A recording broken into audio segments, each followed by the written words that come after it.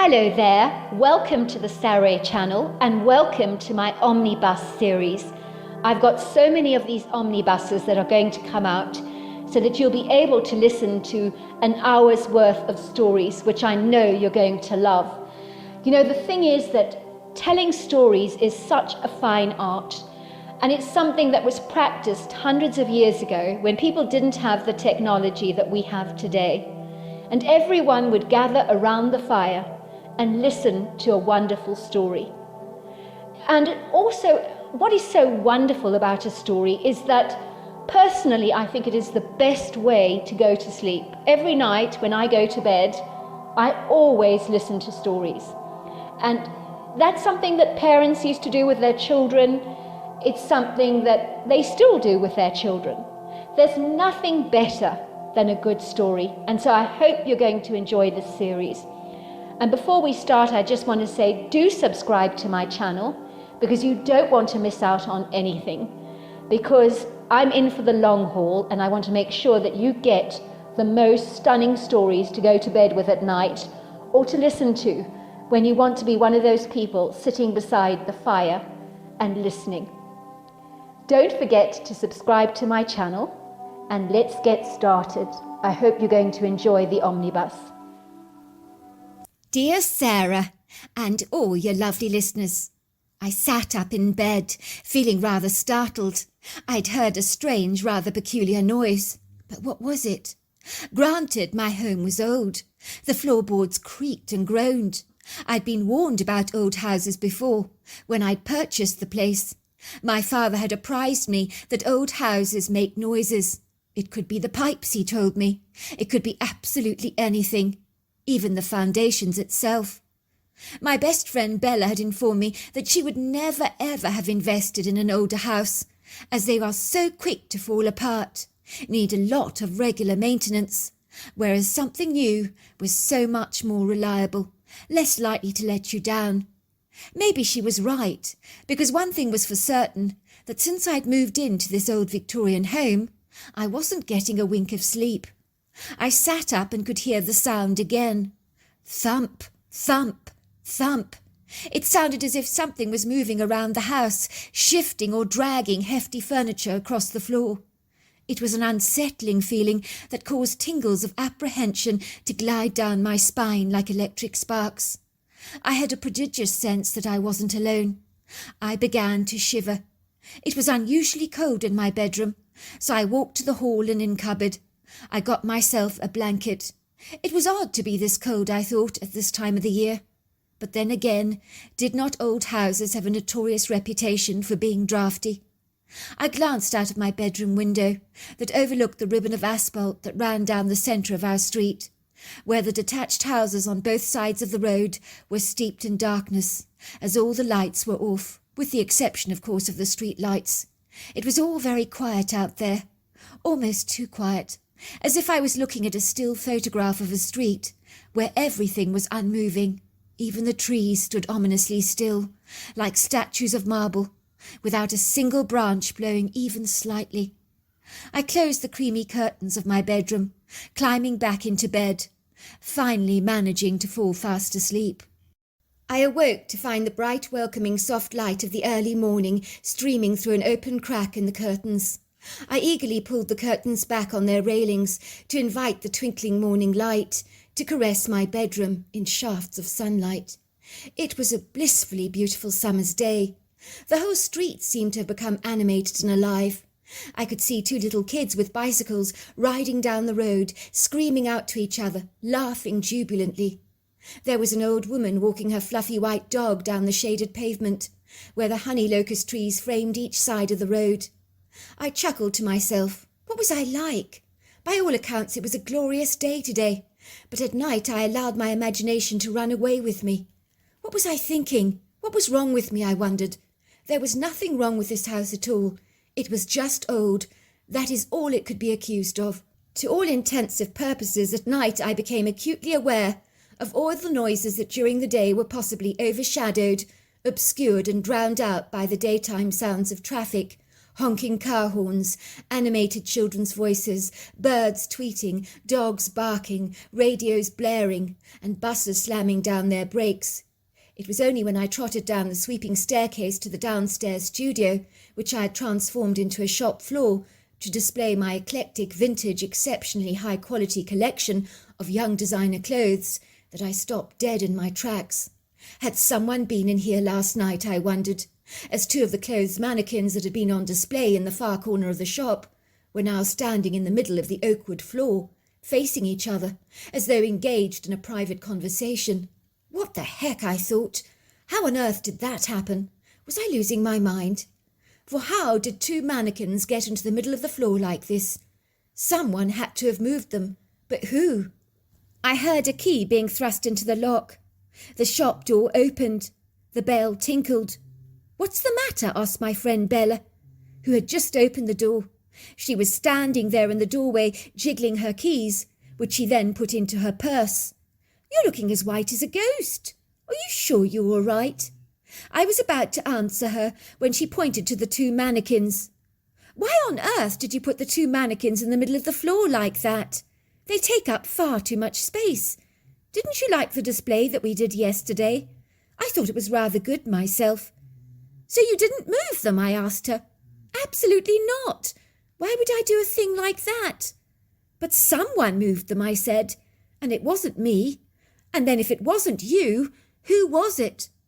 For a moment we stared at each other in bewilderment, none of us saying a word.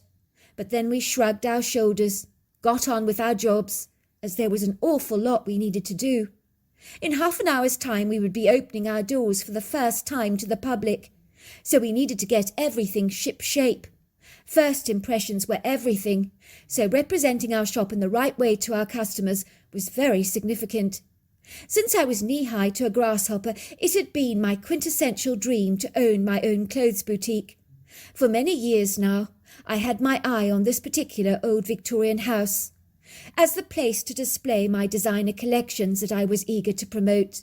I had been drawn to this house from when I was a little girl, promising myself that one day in the not-too-distant future I would definitely own it. I was going to call it Nirvana, for that is about as close to heaven as you can get, and all my clothes were going to be heavenly. When the Victorian house had fortuitously come on the market, I'd ended up with the exact asking price for the property in my bank account, the money left to me by an obscure, distant Canadian relative that I'd never had the privilege to meet. I mean, how does that even happen? You providently, randomly get exactly the right amount of cash for the very thing you've been wanting to buy all your life, which comes onto the market at exactly the right time. Of course I'd snapped it up expediently, put in an offer which had been felicitously accepted at once. My father had told me that he believed it was serendipitous, that I was favoured and predestined to own the property. I was starting to believe he was absolutely, unequivocally right. I knew from a shrewd business perspective it would be ideal, much more financially astute and savvy to live upstairs in the Victorian home, break down the dividing walls of the ground floor, to transform it into an open-plan interior space where I would create my boutique, but leaving a kitchenette and cloakroom for easy accessibility for both customers and staff. The Victorian house was situated in a perfect area outside of Seattle, close to other eclectic shops, cafes, restaurants, and people's residential homes. I had a few young designers on my books who were creating unique prototype outfits for sale, many inspired by the fabulous clothes worn on the series Downton Abbey, as the exquisite clothes worn on that program had influenced the young designers to create fabulously elegant, feminine, one-of-a-kind creations, and our hanging racks were filled with their inspirational, vibrant designs that were much more affordable for people looking to buy a stunning designer outfit for that quintessential special occasion, without having to crucify their bank accounts in the process. I could feel the effervescent bubbles of anticipation fizzing through me, rather like a bottle of champagne. I walked over the gleaming polished oakwood floors in my high heels, wearing a pretty designer frock, to promote our creations. I turned the sign over in the door window to read open. I shivered in excited anticipation as me and my friend Bella stood behind the reception desk with flutes of celebratory champagne in our hands and extra glasses on hand for all our customers to enjoy a glass. We stood behind the old-fashioned cash register, waiting for the customers to arrive. It would seem we didn't have to wait for very long, as soon a plethora of cars were parking on the red brick parking bay, and curious, inquisitive customers were walking through our boutique door, welcomed always with a glass of champagne. Soon excited, enthused customers were eagerly skimming through our racks of clothes, and on the first day money was quickly exchanging hands, which wasn't bad for a brand new shop now open to the public. We received an enthusiastic, rapturous reception from all the shoppers, assuring us that our clothes were utterly gorgeous, our prices affordable. That was what we wanted to hear. But some were describing us as their new best-kept secret. Over the next few months, things went exceedingly well for us at the boutique. Business was booming. Indeed, it appeared we were doing a roaring trade. I was absolutely thrilled. We had also acquired some new young proficient designers on our books, hoping to develop a name for themselves with some of their consummate new creations. I'd also introduced a range of luxuriously creamy homemade soaps with fabulous natural scents, from lavender to orange blossom and rose, along with heavenly body care products.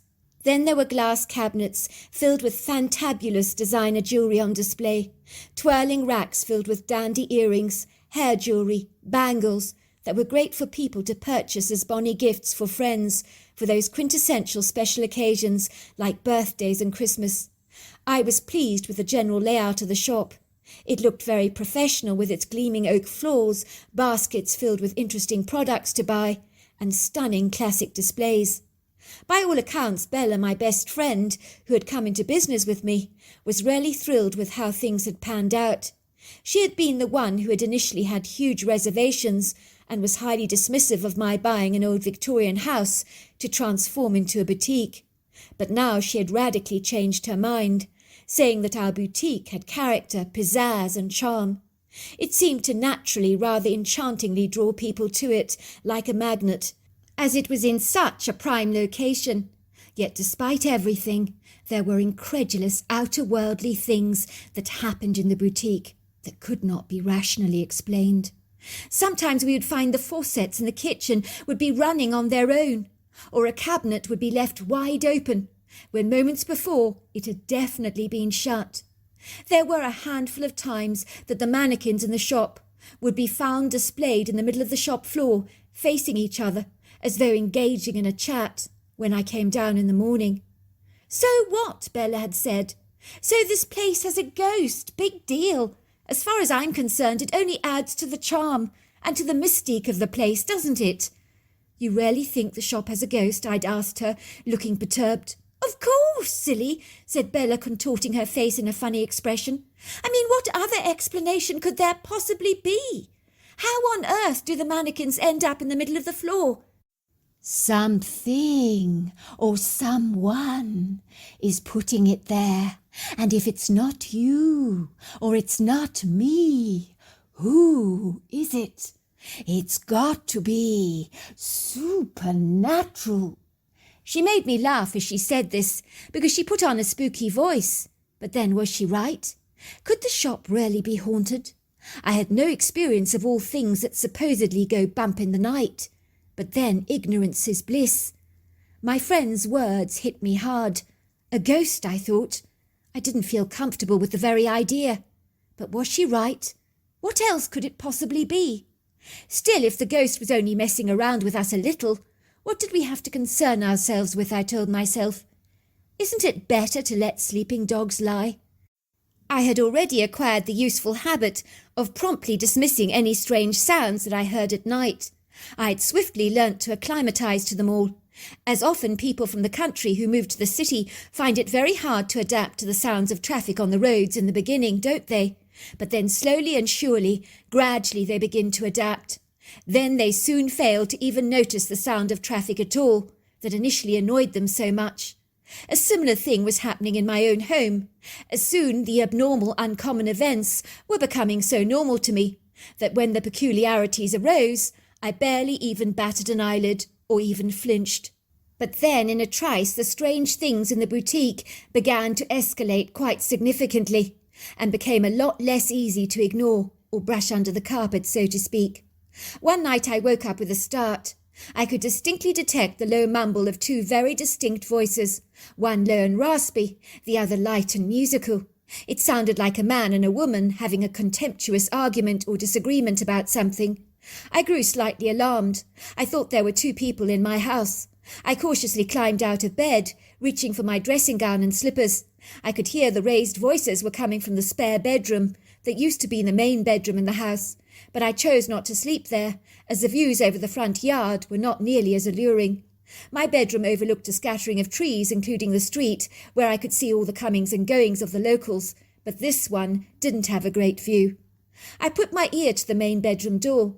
The voices were much louder. They were definitely coming from inside the bedroom.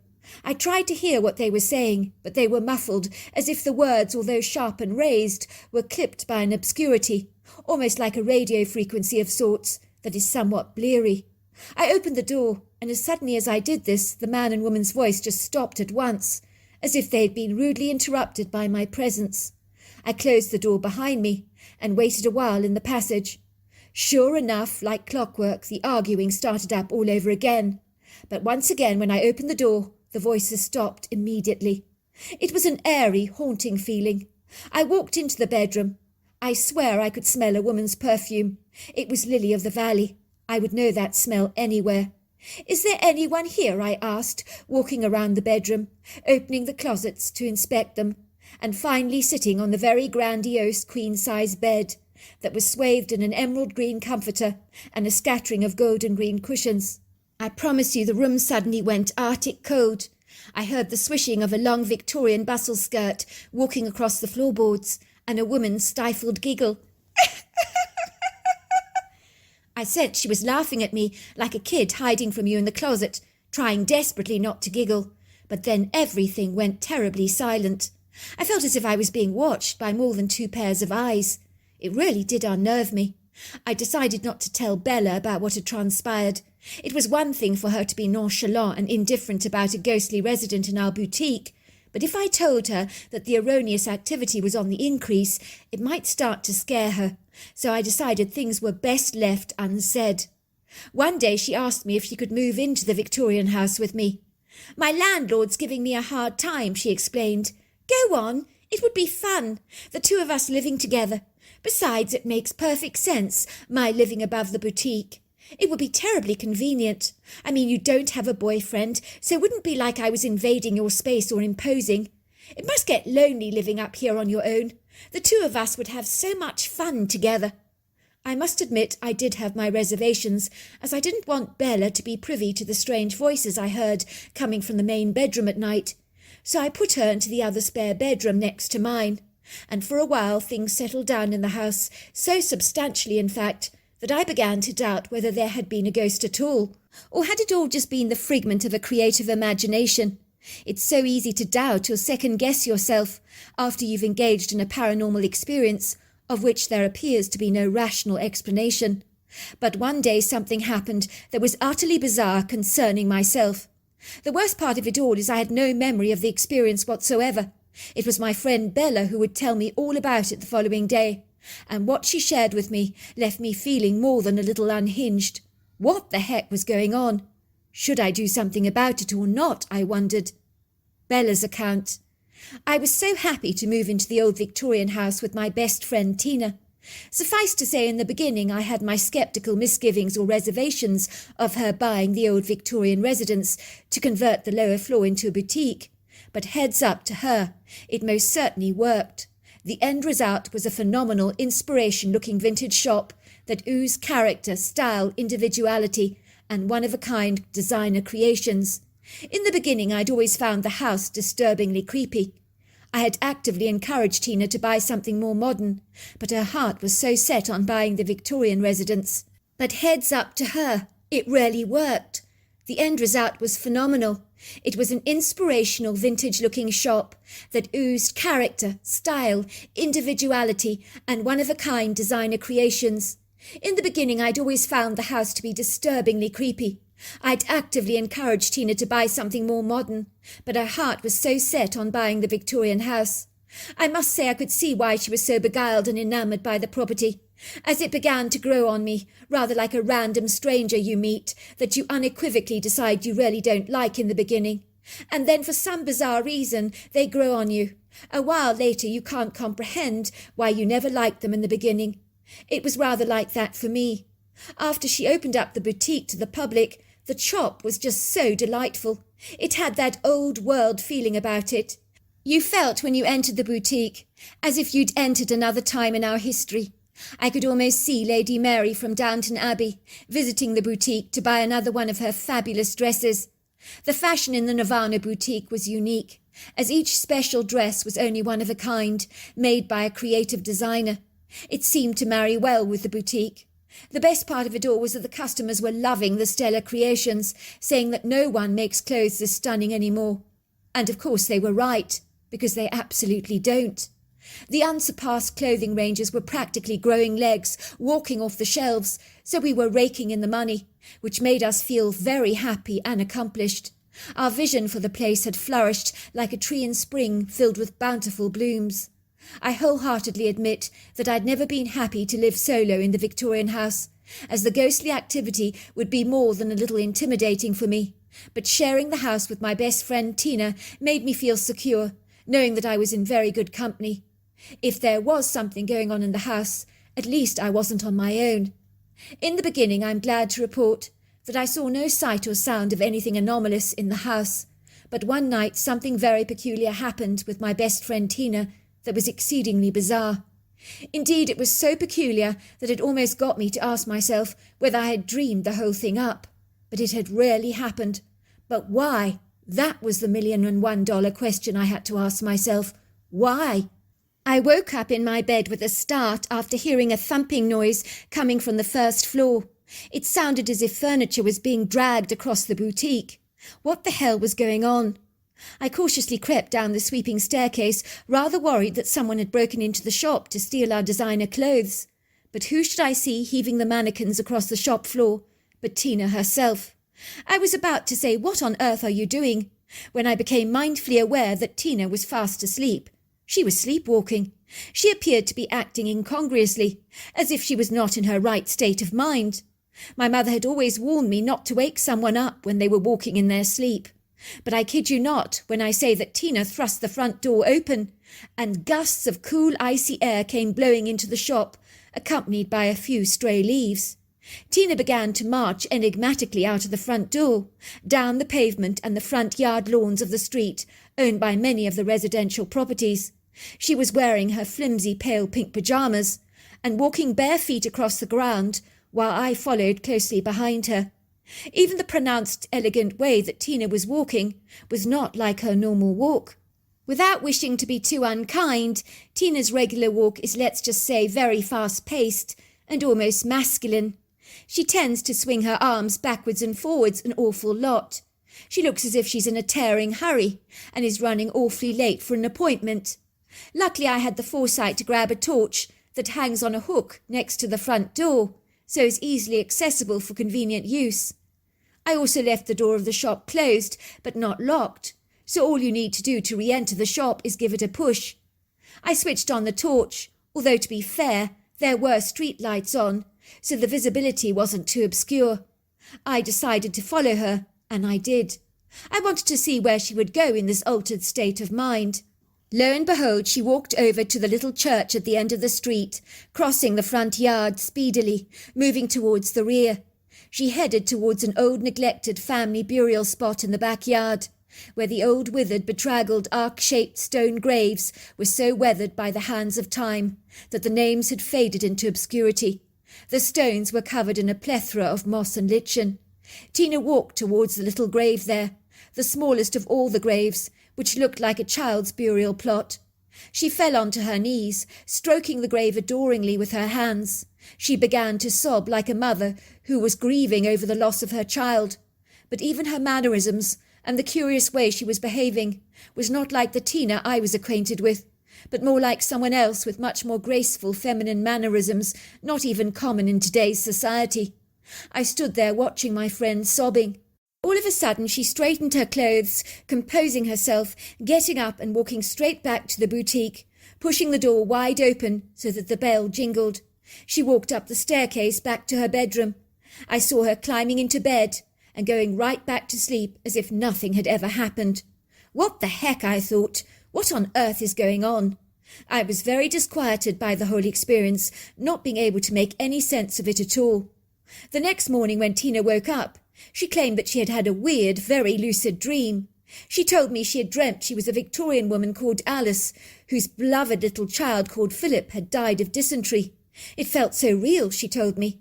I kept going to the old church to visit the graveyard there, to grieve the loss of my beloved son. When I told Tina that she had visited the graveyard at the old church at the bottom of our street the previous night, in the middle of her sleep, at first she didn't believe me, but she soon discovered the bottom of her feet were filthy, that she had stray dried leaves stuck in her hair, while her pink pyjamas were scuffed and dirty. She was appalled when I told her that she'd been moving the mannequins herself across the boutique floor. Could she have been the one who had shifted the mannequins on the first night that she spent at the Victorian house, remembering not a thing? It would explain why they appeared to have moved themselves. Tina assured me that she had heard dragging sounds across the floor of the boutique that night, and was absolutely convinced that on that specific occasion she was not responsible for reorganizing the mannequins. I could tell poor Tina was very distressed that I had caught her sleepwalking, visiting a gravesite in the dead of night. She was insistent that she had never slept-walked a day in her life, so why was it happening to her now? It was like she had been acting out her dream, as a Victorian lady from another time, grieving the loss of her child. I couldn't help wondering if she'd been taken over by the ghost of a Victorian woman, who may have lived in the house at one time, and momentarily taken possession of Tina's body. It seemed to me like a credible explanation. I'm glad to say, as soon as the sleepwalking had started, it appeared to stop, so we both thought it was a once-off experience that was unlikely to ever happen again. Tina did, however, keep on dreaming about the Victorian woman Alice, and experiencing the haunting loss of her son, that she exclaimed felt so real that she'd wake up with a deep, unfathomable depression, and a sense of hopelessness that she could not shake off easily. It was all-consuming, and appeared to have attached itself to her like a blood-sucking leech. But during the day, when we were attending to our customers, the heaviness always lifted off her. One night I was the one to wake up to the sound of ghostly voices coming from one of the spare bedrooms that used to be the main bedroom in the house. Tina had failed to confide in me about the ghostly activity that went on in that room. I remember thinking, what the heck is that? I stood outside the door of the bedroom, distinctly hearing a woman's voice saying, "Help Alice find peace! Help Alice find peace!" I opened up the door, but there was no one there. But the room smelt distinctly of lily of the valley. I was so spooked that I hightailed it back to my bedroom as quickly as possible. One night Tina began to sleepwalk all over again. This time I'm glad to say she did not start shifting the mannequins across the boutique floor, but she walked towards the door of the shop, twisting the key in the lock, undoing the latch, and physically jerking the door open, while she was fast asleep. Once again she was out onto the street, walking towards the old church. Thank God for the street lights. That's all I can say. It was a tenebrous night, and without those street lights accompanied by the light of my torch, goodness knows I don't think I'd have had the guts to follow Tina, so I'm glad I did. Tina had told me that if she ever got into a sleepwalking state again, that despite my misgivings, I absolutely had to wake her up. I ran over to her, thinking that this sleepwalking business was seriously getting out of hand. I tried to get her attention, and began to shake her vigorously. "Tina! Tina, wake up! Tina, wake up!" Tina turned around to look directly at me, but the eyes that were looking at me did not appear to be Tina's. They seemed almost glazed over. A strange woman's voice came out of her mouth, a beautiful posh woman's voice that said to me, "Tina's not here at the moment. She's otherwise engaged." And then she walked deliberately towards the cemetery. Once again Tina walked like a very graceful Victorian woman, It was almost like this Victorian woman had completely taken over her body. I was sure that this was the case. I followed cautiously behind her, thinking that the least I could do was to keep a beady eye on my best friend, making sure she returned to bed safe and sound. I mean, what else could I do for her? Call emergency services, tell them that my best friend appeared to be walking the streets in a catatonic state, in a drug-like stupor, as she proceeded to act out her dream. I'm sure that revelation would have gone down with them like a lead balloon. They'd probably be thinking I was the one needing help, as I'd clearly lost my marbles. I have to say this was not a pleasant night, for it had a menacing ambience about it that was disturbingly unsettling. My first inclination was to run back to the house, bury myself beneath my covers, but with my best friend seemingly possessed by a Victorian woman, I had to keep my eyes firmly on her. I'm used to nights here in Washington State, as I've lived here all my life. Let me assure you that they're usually very pleasant and agreeable, but not this time. For a start, the crickets and frogs that grace us with their presence every night in this part of the world had decided that they weren't going to perform this evening, so everything was unusually quiet, apart from a soft breeze blowing through the trees, making those honey locust trees jiggle in the wind.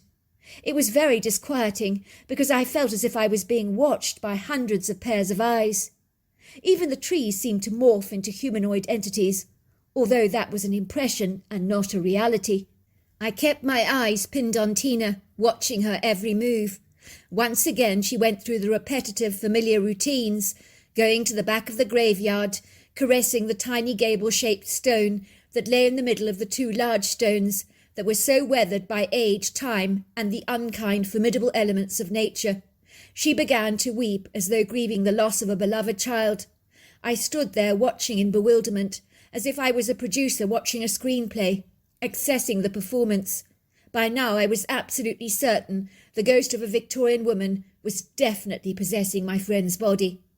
That was when my attention was drawn to a tall line of Douglas fir trees that fringed the outer perimeters of the cemetery, sprawling out into a large woodgrove at the back of the church that was all owned by the church, and in the years to come would sadly be bulldozed for church extensions. Something was moving through the trees, a dark shadow, a creature that was tall and distinct. I knew at once what it was. My little 10-year-old brother Kirk, who still resides at my family home in Seattle, was addicted to the subject of Bigfoot. His bedroom was littered with Bigfoot regalia. My parents thought his preoccupation with the fictitious beast was really rather endearing. My mother had insisted that, much like the subject of Father Christmas, that we could never tell him that Bigfoot was a creature from myth and legend. But was he? I didn't know what to think. My liberal parents, who based everything on scientific fact, thought they were so clever and absolutely knew everything there was to know about everything. My parents are the audacious kind of people that are always right, never ever wrong, so help me God. I had learnt from a very young age, even when I discerned that they were wrong about something, I'd better not argue with them. I'd never win an argument. How would they feel now if they were to see this creature that was moving towards me, so obviously a Bigfoot? It was beyond question or doubt. Would they deny what their eyes were seeing, I pondered? Would they even lie to themselves?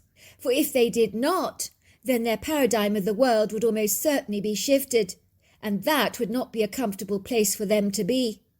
As I was reflecting over these very thoughts, the creature had moved towards me. My mind and thoughts were absent of all emotion. Even fear was not coursing through my veins, telling me to run. Wasn't that supposed to happen, I thought? Where was my adrenaline when it needed recruitment? Had it abandoned me in the flight and fight response? Was I not supposed to be terribly afraid? Yet as I stood there in this incongruous, surreal, outer-worldly moment, I eyeballed it all, drinking in everything, as if I was tasting a long, refreshing, icy alcoholic cocktail, and meditating on all the different flavours, like the lemongrass, mint, grapefruit, pineapple juice, vodka, or like a thirsty sea sponge on a sandy beach, lapping it all up, absorbing the strange scene unfolding before my very eyes. I don't think the Bigfoot noticed me, as I stood still, staring at him with gog eyes. It would seem his attention was completely focused on Tina. He stopped dead in his tracks, standing incredibly still, watching her intently, His pyramid-shaped head swiveled from left to right, his deep-set dark eyes homed in on Tina. The expression on his leathery grey face was one of a deeply troubled man. It was almost as if he could discern that Tina was possessed by some outer-worldly phenomenon. He didn't seem to like it one bit. He glided intentionally towards Tina, confidently, without reservation or any kind of reticence whatsoever. The Bigfoot was bending over my friend's body. That was when I suddenly almost bounced back into my reality, with the buoyancy of a beach ball. Now I did feel fear. Oh my God, was this huge, anomalous, ambiguous creature going to hurt Tina? Please God, no. I wanted to scream, but no words came out of my mouth. I wanted to run, but I couldn't move. My body failed to fire on all cylinders like a car with a dead battery that won't start up.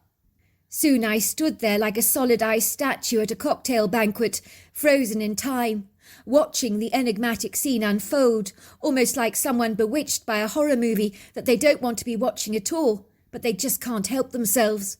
It was like I'd been sucked into the surreal moment with the inability to influence it in any way. Like a producer of a film set who has already finalized the movie's ending. The outcome was already preordained in the passage of time, it would seem. The Bigfoot slapped Tina's cheeks, as if he was trying to wake up a person that was half-wasted or half-cut from their inebriated state. Tina did not respond to those slaps at all, although I did discern the whites of her eyes rolled back in their sockets. The Bigfoot roared in her face. The scream he emitted was of such a high vibrational frequency, it would almost certainly have made glass break. It was a sound that went right through me, and that was when Tina woke up. I knew that I was seeing my friend. She looked so nonplussed, confused, disorientated. I couldn't blame her, really, as she sat up in the graveyard, perusing her inscrutable surroundings. The look on her face was incredibly illuminating. It was like she was saying, "Where the hell am I? And what am I doing sitting in a graveyard at the dead of night?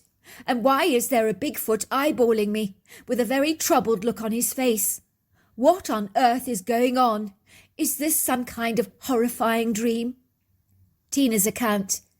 In my very lucid dream, I saw myself as a Victorian woman. I was wearing a long flowing black dress and a long black veil over my face, suggesting I was in mourning. I glanced down at my dress, admiring how pretty it was. They didn't make dresses like this in our time.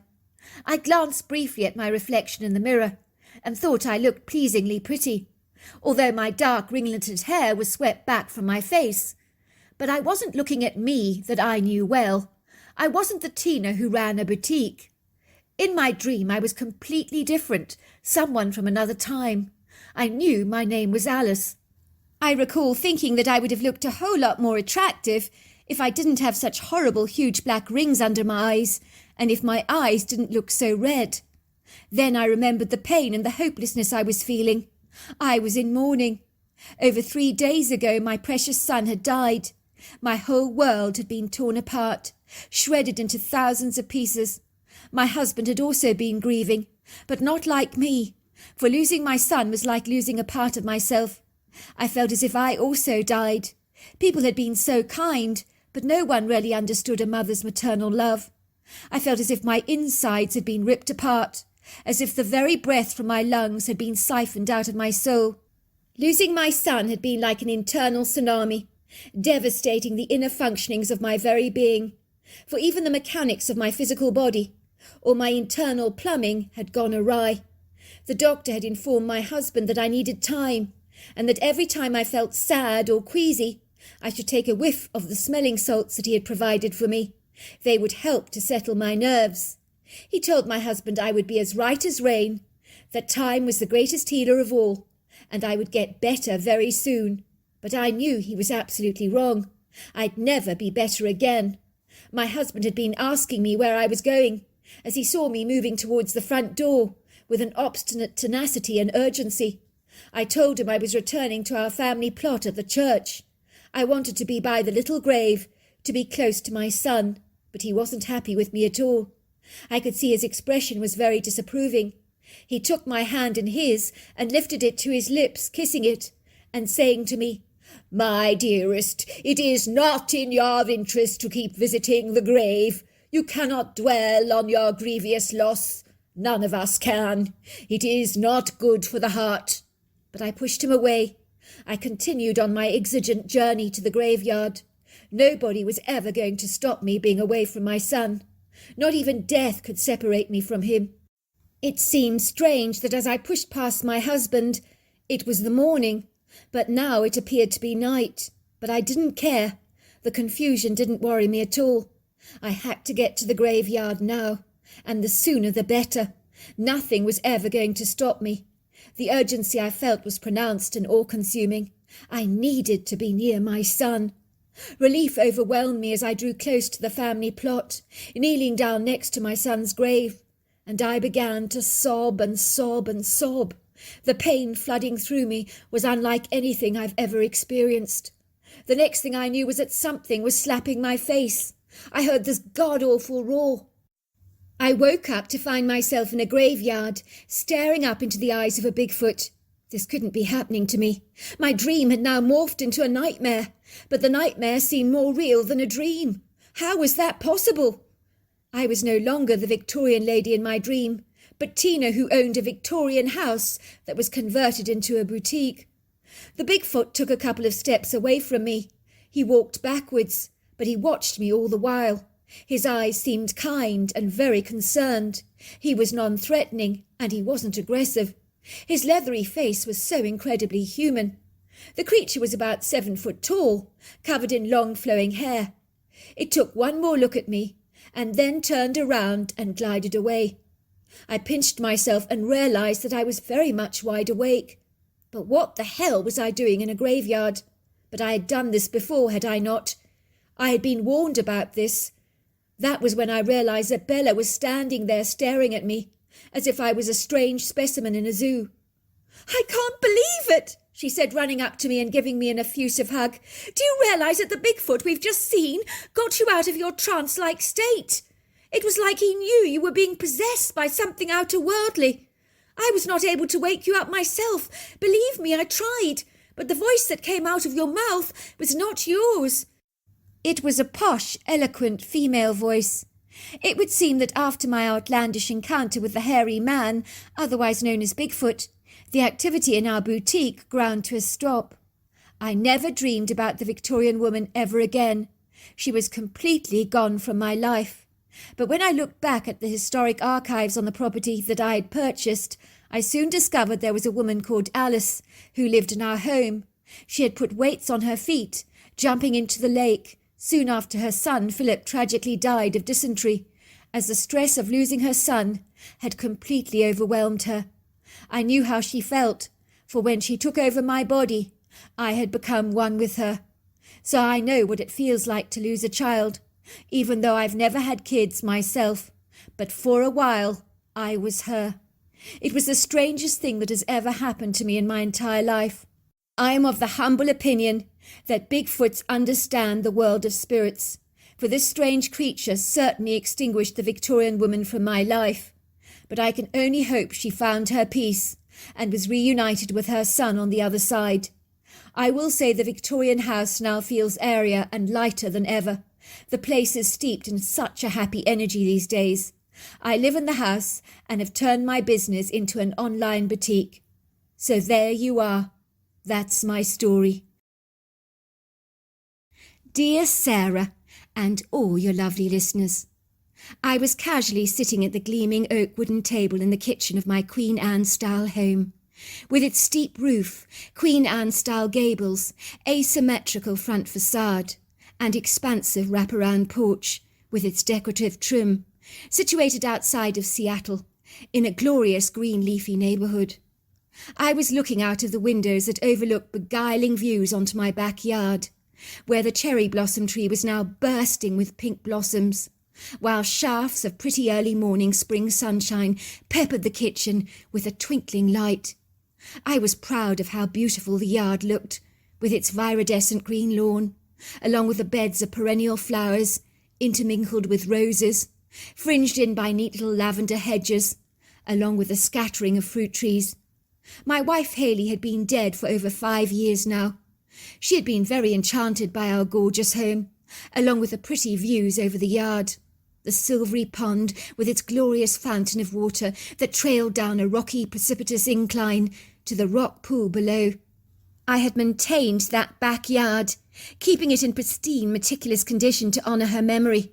My wife had loved that yard, most especially the rose garden. There wasn't a single day that went by when my heart did not ache for my beloved. How much I missed her with every fibre of my being. It was like my food was no longer salted. My life had become bland and tasteless. I never imagined how empty, futile, ineffectual, hollow and vacuous it would indeed become, without her ebullient presence in my life. It was always the little things I missed the most. The feel of my wife's warm companionship on the opposite side of the bed. The smell of fresh percolated coffee permeating the air first thing in the morning. Or the sound of my wife's pretty laughter tinkling in the breeze, rather like a wind chime. Then there were times I missed coming home to find my wife dancing around the kitchen floor, joyfully waving around her wooden spoon in her hands, gyrating her hips in time to the music, singing away happily to her favourite song on the radio, all the time while stirring at something attentively that smelt delicious on the gas hob. She always claimed that singing over the food blessed a meal. There were so many little things we did together that made life so rich and precious. Too many things to count. Holidays, camping trips, hikes, barbecues, fine dining, theatre, and sometimes the plainest things of all that are the most special. Now all they were just fleeting memories printed on the fabric of time, which I reviewed over and over again in my head, like a personal video recorder. I was terrified of losing touch with them. It might mean losing a part of my wife. I held on to those memories for dear life. They enabled me to feel close to her. Of course, another way I'd feel close to her was to visit her rather conspicuous, extravagant burial chamber every week at the cemetery. I'd bring a huge bouquet of flowers along with me, which I'd place in a large glass vase on the chamber. Then I'd talk to her. I'd probably gone overboard with the little monument I'd erected on her behalf, in the most beautiful, elite, esteemed part of the cemetery, under the shade of some large oak trees. I had allowed myself to be enticed by the funeral director, selling me this very lavish funeral package. I had gone for the most ostentatious monument upon which to remember my wife by. "Well, Mr. Perez, it is very good to finally meet you," the funeral director had said to me, an astute woman looking on my wife's death as a fragrant, sweet-smelling opportunity to deepen her already rather substantial pockets, as judging by the Cartier bracelets she was jangling on her wrists, she wasn't short of a bob or two. She studied me earnestly with an exaggerated look of concern in her beady brown eyes, heavily lined with black eyeliner and lashings of blue eyeshadow. "You cherished your wife so very much in life, did you not? If you've got the money, it makes perfect sense to splash out on your wife's death. I always heartily recommend a mausoleum, which is a very charming granite building. It houses the intimate, treasured space of the burial chamber. It's really quite a wonderful place to be buried." She said this as if my deceased wife would be jumping up and down for joy on the other side about the prospect of being buried in a mausoleum. "You can make sure there's a place for your personal chamber when you die as well, Mr. Perez, so you can be buried with her there. Imagine how wonderful that would be, united with your beloved wife, Mr. Perez, in death, your bodies lying to rest in such a theatrical, spectacular spot in the graveyard. When your wife sees how much you have lavished out on her financially, does it not show her what she meant to you in life? It seems pitiful to just give her a bog-standard stone, rather like the rest of the hoi polloi, out there, if you know what I mean. I recommend you erect her something uniquely special with one of my designers who can help you design it, something grandiose to honour her life. I know many of the gentlemen who have purchased mausoleums from me have been most pleased with the results, terribly happy. Why, one gentleman, Mr. Perez, was only saying to me the other day, 'When people see his mausoleum after he's died, they will say someone very important was buried here.' I had nodded in agreement, But in reality I knew Haley hated being ostentatious. She thoroughly enjoyed living a good life, but being pretentious, frivolous and splashy with her money was never her kind of thing. I think the most extravagant thing we ever purchased in our lifetime together was in fact our Queen Anne home. I was a self-made millionaire. I could have splashed out on my wife with bountiful designer purses, expensive jewellery, but for Haley those kind of things held very little appeal. So in my heart I knew spending a fortune on a mausoleum would not have impressed her in the slightest. In truth, I really rather suspect she may have well found the whole thing rather vulgar, distasteful and salacious, but as I couldn't splash out on her any more, since she'd been taken away from me so fortuitously, why not give her a great memorial, then splash out on her in death? I remember as a young boy I got a job at a graveyard, helping manage the grounds there, with regular mowing, and of course digging the grave sites for the recently departed. I recall seeing the recently bereaved widowed men and women gathering around graves, so to speak, to their lost loved one, clasping bunches of flowers in their hands, with beleaguered, melancholy expressions on their grief-stricken faces, their lives so woefully pitiful and abjectly sad. That would never be me, I thought to myself. I'd never be reduced to bringing flowers to a grave site. After all, once you were dead, were you not? What was the point of visiting a stone memorial in a cemetery? How wrong I was, for the very sad, lonely, forsaken people that I had so pitied, I had now become. Ostensibly visiting my wife's mausoleum every week, bringing with me large bouquets of fragrant flowers to honour her memory, brought me a great measure of comfort, gave the long, lonely, drawn-out, desolate, sequestered days a measure of purpose. It would seem after Haley's unheralded death, I could discern the piteous, doleful expressions on our friends' faces. They smiled at me awkwardly when bumping into me on the high street, seemingly struggling to communicate with me. "Hello, Fred," they would say. "How are you?" "Fine," I would say. "Just fine." "Good. So glad to hear it," they would say, suddenly looking at their watches. "Oh, I'm in such a dreadful hurry. Sorry about that, Fred. I just remembered I left the rice on the hob at home. I simply must dash. So lovely to see you, Fred. All the best." I had noticed our old friends could not get away from me fast enough, as if now that I was widowed, I was somehow infected with a deadly contagious disease that they certainly didn't want to catch. How I hated those sorrowful looks they gave me. I suppose I can't blame them for feeling contrived. I mean, what did you say to someone recently bereaved? "How you doing?" When in reality you didn't want to hear the answer, in case they said, "Not good." It can make you become conspicuously aware of just how dreadfully alone and isolated you are in this world. When Haley had died, it had been so fortuitous, impetuous and unforeseen. She was not the one I thought would go first. I'd always perceived it would be the other way round. But fate can have a horrifying, macabre way of twisting things the way you don't imagine that they will go. Out of the two of us, my wife was the one as fit as a fiddle, who took care of her health. But would you believe it, she was the one that tragically died in the bath of a stroke. Haley had a sense of humour. I think she would have approved of dying in the bath, or in her rose garden, her two quintessential favourite tranquil places in the entire world. Needless to say, you never get over a haunting image of your wife's deceased body, most especially when it's an unexpected death like hers was.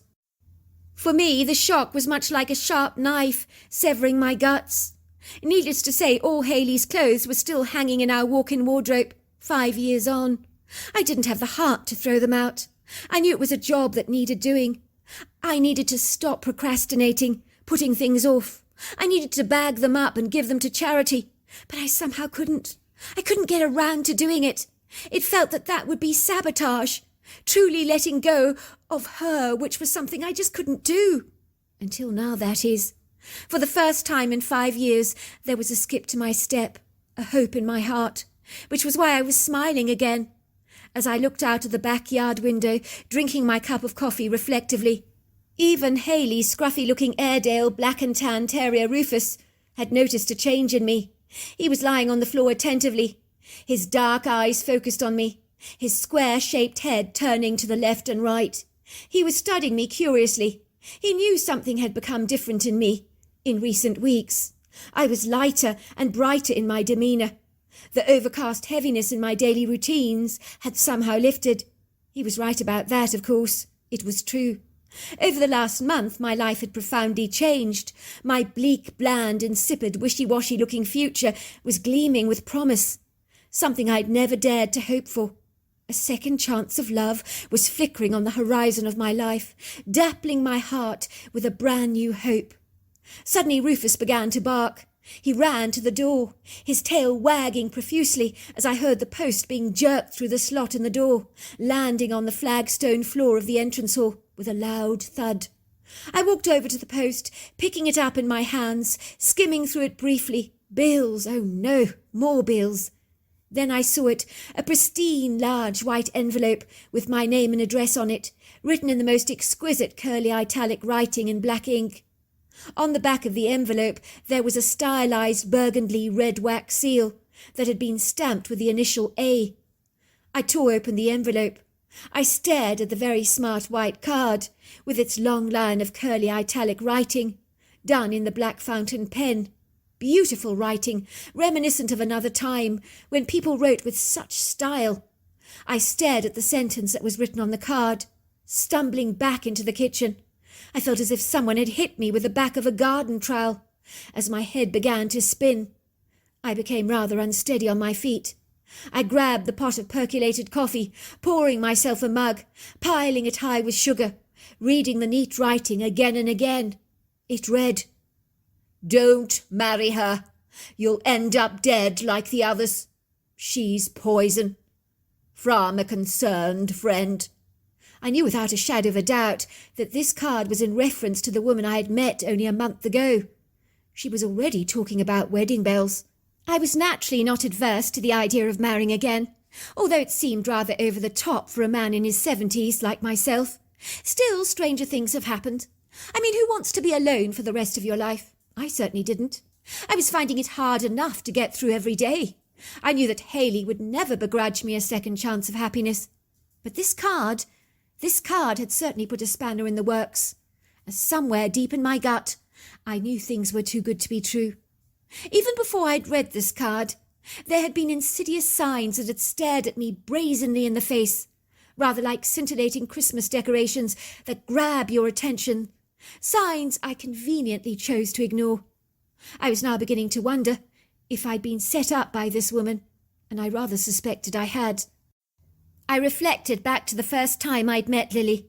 I'd been shopping in the pet food place, ordering my usual brand of dog kibble, when out of the blue this attractive brunette, possibly in her late 50s, had come up to me, studying me curiously through long fake lashes with bright brown eyes.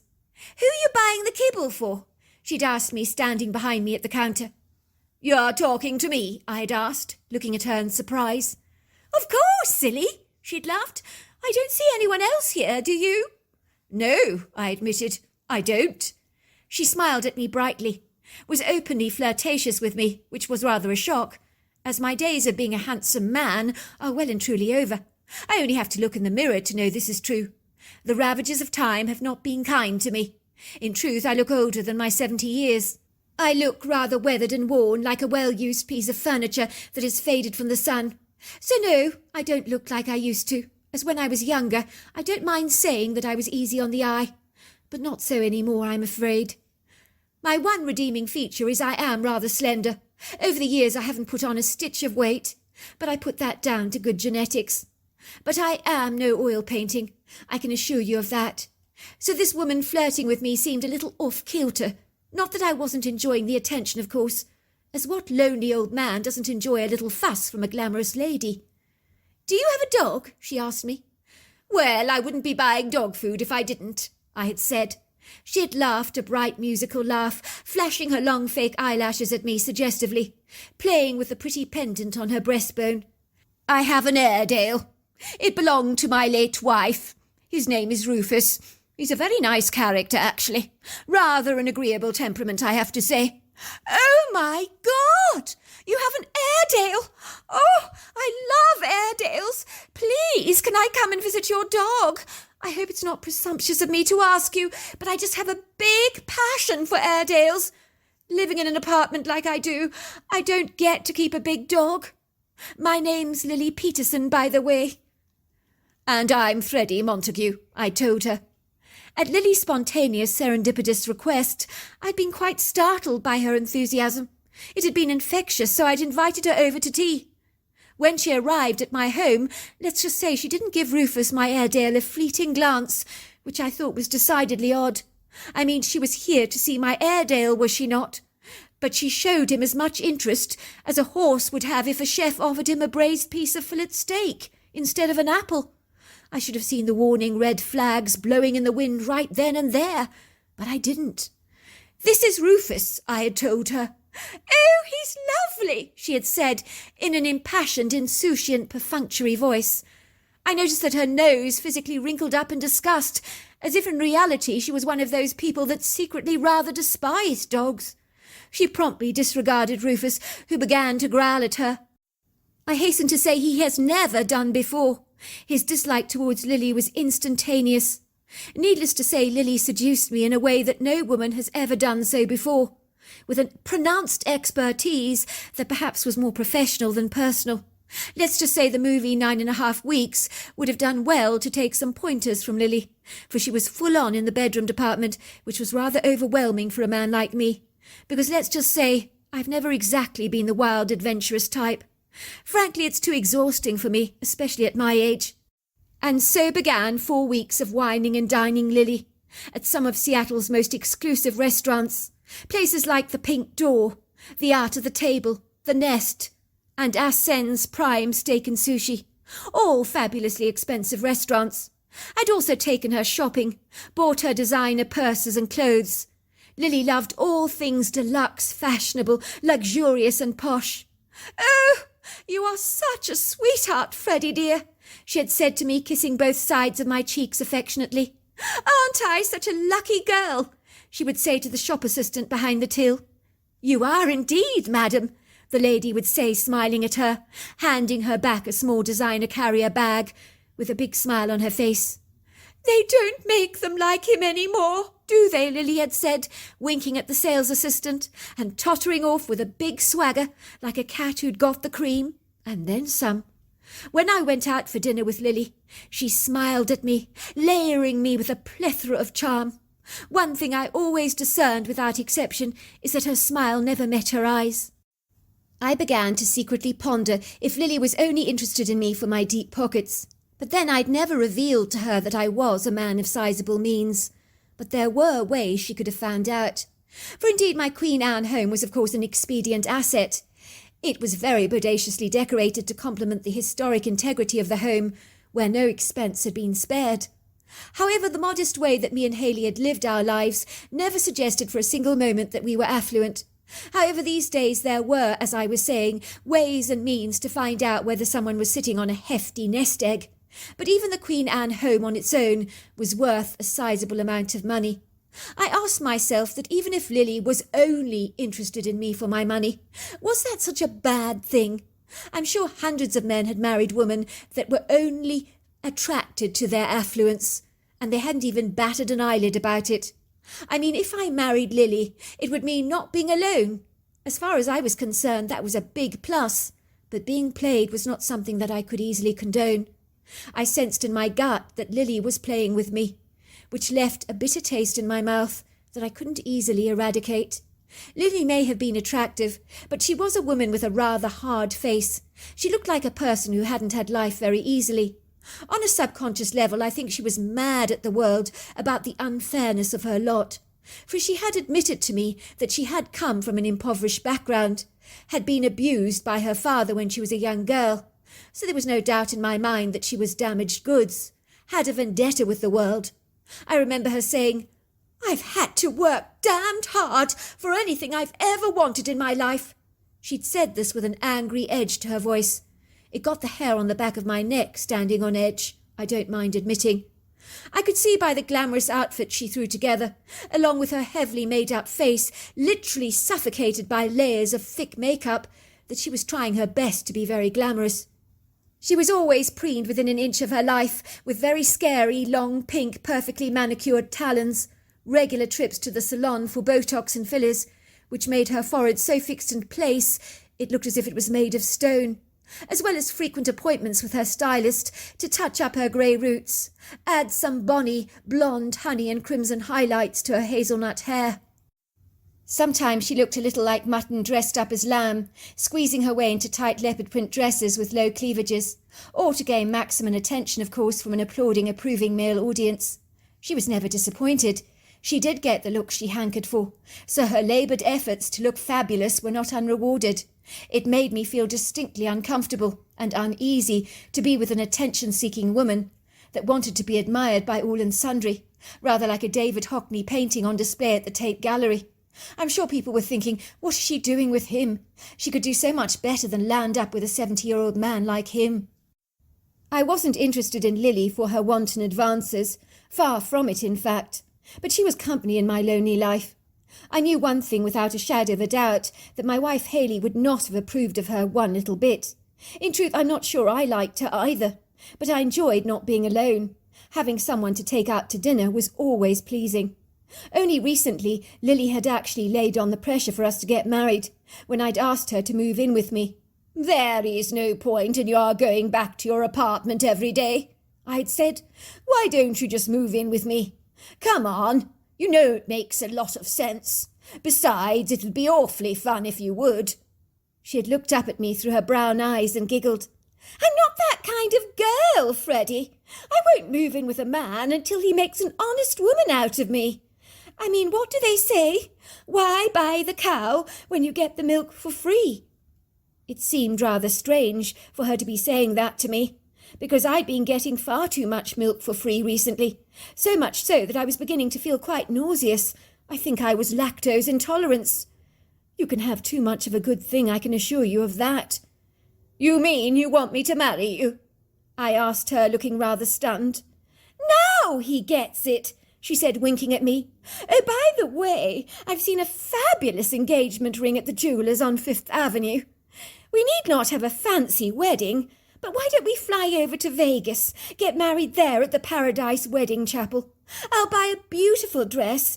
We can stay at the Bellagio. Go on, it'll be absolutely fabulous."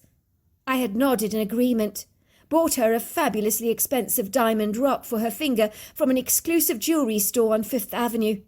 But as the day to fly to Las Vegas loomed ever closer, something in my gut didn't feel right about getting married to this woman. I didn't love her, and I barely even liked her. Everything about her was in your face, over the top, and while I appreciated her company, tying the knot with her was just going a step too far for me. I knew that she was a fabulous companion, but she would never ever be the love of my life like Haley had been.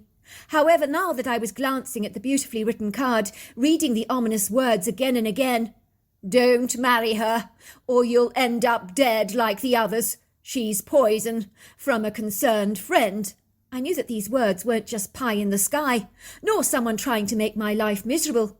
These words were a sober, sincere warning from someone who knew Lily a whole lot better than I did. I mean, I'd been with Lily for only a month. I knew nothing about her at all. Things were moving way too fast. She had shown me her best face going forward, but I had seen sneaky glances at a darker side to her personality, hidden in the shadows that she managed to keep well hidden from me. Sometimes when she became inebriated, her words had grown rather careless. Her guard would slip. Then she would say things like, "You sad, pathetic old man. I'm only interested in you for your money. Why do you think I'm with you?" Of course, when she was sober, I'd confront her with her words. "Oh, don't be ridiculous," she'd say. "Of course I say anything when I'm drunk, but it means absolutely nothing at all." I wasn't so sure, for many a word of truth is spoken in jest while in the throes of a drunken frenzy. Of course, I had tried to find out about Lily's past, but she was like a locked closet that refused to be opened when it came to that subject of discussion. "Oh, goodness gracious, sweetheart," she'd said, stroking my face affectionately with her long hands, unbuttoning the top button of my shirt. "You know, you do ask the most irrelevant questions that really aren't significant. So what if I have a past? So do you. But let's move on into the future, shall we? Let bygones be bygones, for goodness sake. I don't think we should dwell on our pasts. As for your late wife's closet, isn't it time you cleared up all that stuff out? Move forward into the future, Freddie, for goodness sake." And on the subject of your wife's closet, oh my goodness, she had no taste. Her clothes, oh, they're so beige, so utterly mundane, so old ladyish. I'd rather you didn't talk about my late wife like that, I'd said. Oh, who's getting so touchy, she had teased. Still got a soft spot for the old lady, have you? She had cooed. Oh, that's so sweet, Eddie. You're a sweet man. You really are. A day went by, and another one of those white envelopes in that black italic print arrived, once again stamped with a burgundy seal. I opened it to a note which read, "If you want to find out why you shouldn't marry Lily, I will fill you in on all the details. I'll meet you at the Mountain Lion Trail. I'll be wearing a red scarf. See you there at about 5 p.m. today. We'll go for a walk together. I will tell you everything. If you nod at me, I will know who you are." So there I was on the hiking trail, wearing a pair of white pants, a turtleneck green top, and a pair of Timberlake hiking boots, and off I went on my merry way. I decided not to take my Airedale Terrier along for the walk. I wasn't certain what to expect, or who it was that I would be meeting. I assumed it was a woman whom had known Lily in her youth, had some inside information to tell me. I had a horrible feeling whatever I was going to learn about Lily, it wasn't going to be easy on the ears. I began to walk up the precipitous, steep mountain trail that was rugged and rocky, bespeckled with feathery ferns and a plethora of Spanish moss. The day was beginning to shed its light. The forest seemed to grow dimmer. Trickles of pearly light infused through the open canopy, while parts of the sky that I could see from through open spaces had grown into a kaleidoscope of resplendent orangey yellows and tangerine colours, while the sun began to set over the valley. There was not a solitary soul on the hiking trail, but that wasn't particularly surprising, for rain had been forecast. No one wanted to be caught up in the deluge. I had come prepared with my raincoat. I could smell the rich smell of the earth, the fragrant, sweet, butterscotchy-like scents of the ponderosa pine trees, and a very distinct scent of rain on the air. The towering viridescent green ponderosa pines, Douglas firs and spruce trees were clustered together in congenial groups, almost like a large sports stadium filled with hundreds of substantial-sized wizened giants. That was when I saw a man ahead of me on the trail, wearing a bright red scarf. He nodded at me. I gave him a return nod. He waited for me to catch up with him on the trail. "I'm so glad you came. In truth, I wasn't exactly sure you would. This is my absolute favourite trail. I thoroughly enjoy walking it at the end of a long day. In spring it's spectacular, with all those colourful spring flowers. The clusters of yellow daffodils I simply love." "I agree," I said. "It is lovely." "My name is Angus," he said, reaching out to shake my hand. His handshake was strong. "I could have asked you to meet me in a bar, I know, but I'm a very outdoorsy person. I find it a lot easier to talk when I'm walking. You see, what I'm going to tell you is not going to be pleasing to hear. I decided that anyone going out with the likes of Lily needs to know what she's all about. I want you to know what you're getting yourself involved with." I realised the man was a similar age to myself, in his 70s. I would say the ravages of time had been a whole lot kinder on him, as he had a full head of hair, and seemed to be in remarkably good nick. I think he was one of those lucky, enviable men that, rather like full-bodied red wine, rather improves with age. "You're probably wondering who I am," he said. I was, rather. "What's your opinion of Lily?" he asked me. "Well, she's attractive. To be honest with you, she's not my type. She's very high maintenance, high energy, exceedingly demanding. And ruthless," Angus interjected. "That woman is ruthless. Has she asked you to go off and get married in Vegas, to book into the Bellagio or Waldorf Astoria by any chance?" "Oh, actually, yes. We're supposed to be getting married in 2 weeks' time." "Big mistake," said Angus. "Big, big mistake. You don't want that woman to get her sharp claws into you. She'll eat you alive, I can assure you of that. Tell me, Freddie, are you by any chance a lonely, wealthy widower whose wife recently died? Did you happen to get your wife buried in a mausoleum?" I looked at Angus with a dumbfounded expression on my face. "Yes. How did you know about that? I confess to being a lonely widower. My wife died 5 years ago. Yes, I was persuaded by a funeral director to get my wife buried in a mausoleum. But I will tell you this. If my wife Haley were to see her resting place, she's likely to think it is rather tacky. She would have been much happier to have a simple gravestone. She would have preferred that quite a lot, actually. Let me guess. How did you meet Lily? Was it at the supermarket or the post office or the bank? No, it was at a pet shop. Let me see. Did she somehow manage to invite herself over to your place? Then she seduced you within an inch of your life? I flushed. Something like that. She was rather full on, I admit. That's Lily for you. Never doing anything in half measures. How do you know Lily? I asked. I'm Lily's husband number 3. I gasped. But I don't understand. She told me she'd never been married before. Oh, well, she's been married 5 times, if you must know. You're about to be husband number 6. I had no idea. How did you meet her? Well, like you, I was a bereaved widower. Lost my wife to a long drawn-out battle with breast cancer. Sucked the dear life out of me, it did. But I loved that woman with all my heart. Well, I went to the local cemetery. I was persuaded to get my wife buried in a mausoleum, because if you're a man of means, that's an appropriate thing to do. Well, let's just say that's what the funeral director informed me. Unbeknownst to me, this funeral director was in fact Lily's sister. You're joking. No, I'm not.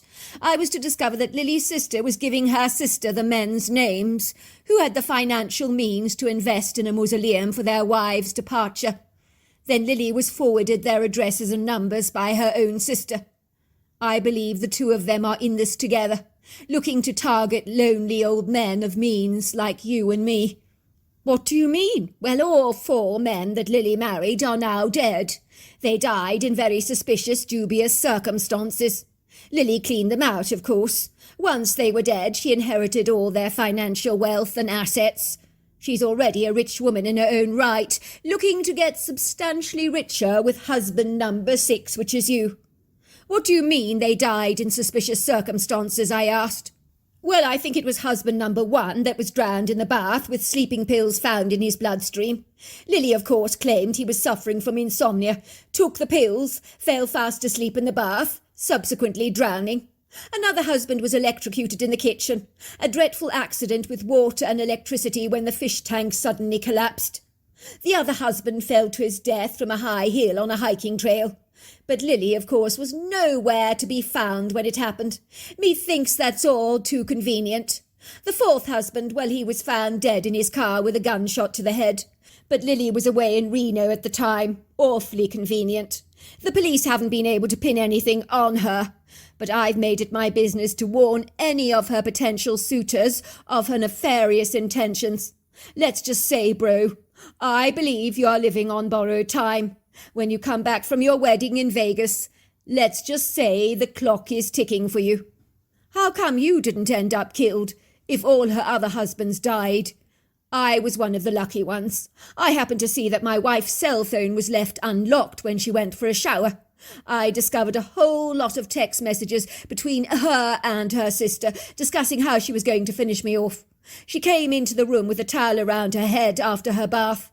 When she saw me looking through her texts, her face drained of colour. She went awfully white. She grabbed her cell phone from me, smashed it into smithereens. I, of course, demanded a divorce instantly, phoning my lawyer, informing him that if I was to end up dead in nefarious, questionable circumstances, that Lily needed to be investigated forthwith. So let's just say she left me well alone, gave me my divorce, turned around to me and said, "You win some, you lose some, but I have to hand it to you, Angus, you're not as stupid as you look. It's a pity, really. I was looking forward to getting my hands on your fat bank account." I said to her, "Did you even love me?" She said to me, "Love? I've never loved anyone a day in my life. No, I don't love you." Then she stopped for a moment, as if considering my question. She looked at me and said, "Of course, there is someone I do love very much. That's me." She laughed and just sauntered off. I never saw her again. I don't know how long me and Angus engaged in conversation, but after a long walk we decided to sit down on the earthen floor and just talk. Let's just say we talked for a very long time, blindly oblivious to the marching time. I think we really hit it off, as if we'd been friends all our lives. Neither of us expected to develop such an unlikely male bonding, but we did. Angus had a torchlight with him, so we felt relatively confident about walking back in the dark, if we should need to, which was going to be the case this evening. Angus told me all about his life, how lonely he had become, how much he regretted he ever got together with Lily. He glanced briefly at his watch and said, "You're not going to believe the time, bro. It's 12 o'clock at night. You and I have not stopped talking." It had grown dark very quickly. The soft full moon permeated the canopy of the trees. Silvery shivers of light bespeckled the floor. For a long time the chorus of frogs and crickets that had serenaded the night became deathly still. Quietness swathed the entire woodgrove in carpets of silence, as everything became hauntingly still, so much so that for a while Angus and I almost became one with that silence. The only thing I can say is that I just had a sense that something was about to happen, rather like you were sitting at the theatre, waiting for the curtains to be flung open and some outrageous scene to grab your attention. It was like that for us. Then it happened, almost as if our anticipation and expectation had found its reward. We heard a sound of something very substantial moving through the trees.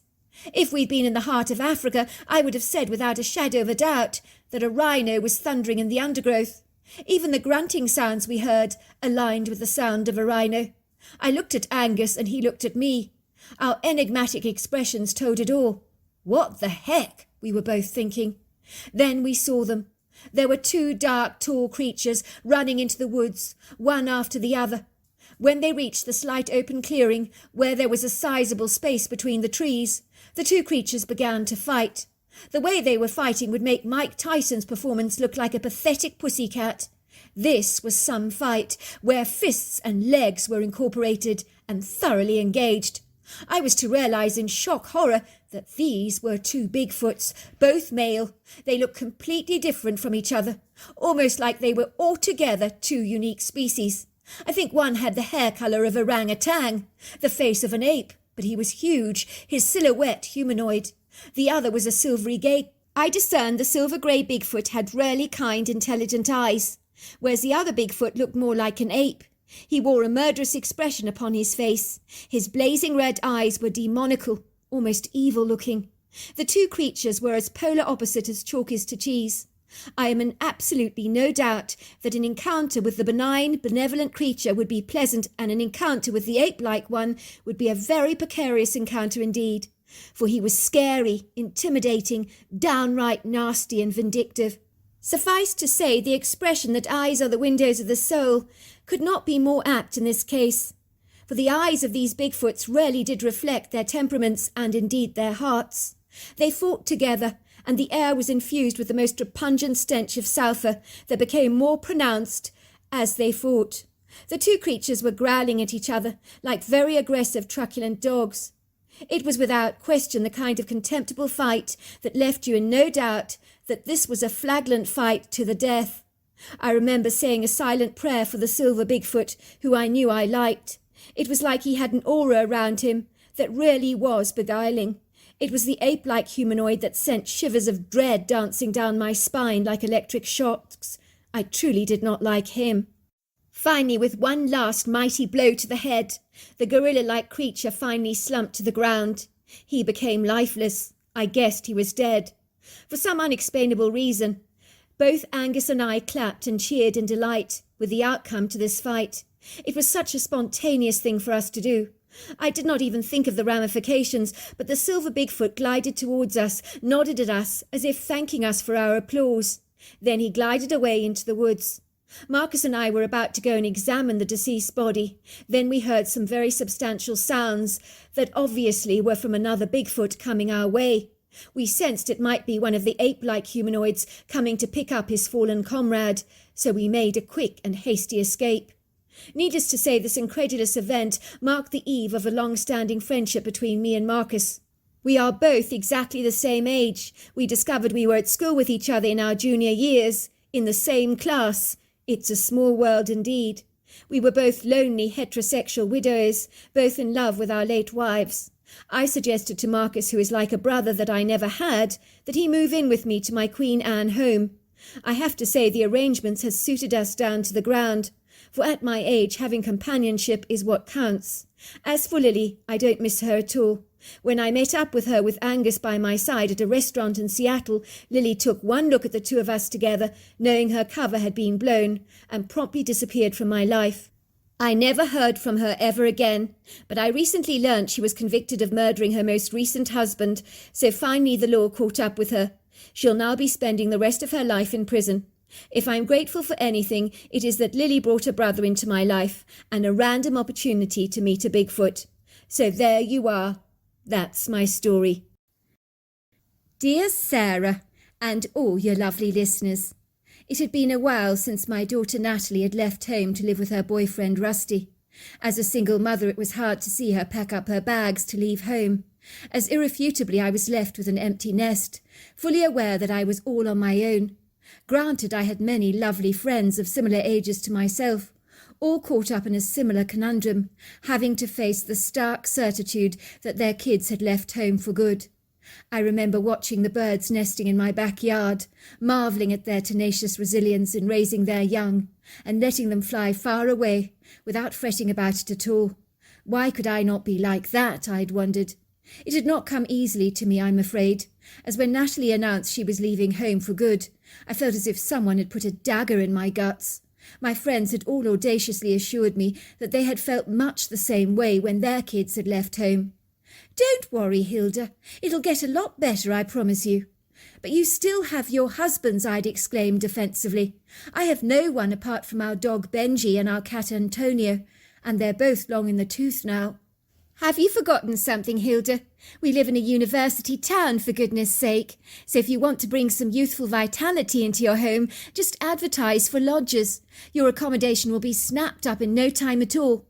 Of course, then you know what will happen. Your house will be inundated with young university students. Then you'll be begging for some personal space, forgetting that you ever felt lonely in the first place, they teased. I'm not exactly champing at the bit to have a lodger, I had said, but I do admit it might help alleviate the dreadful loneliness I feel. But why are you lonely, Hilda, my friend Janice had said, giving my hand a tight squeeze. You've got us, and all you have to do is to pick up the telephone and give us a call. We'll be around your place in a shot.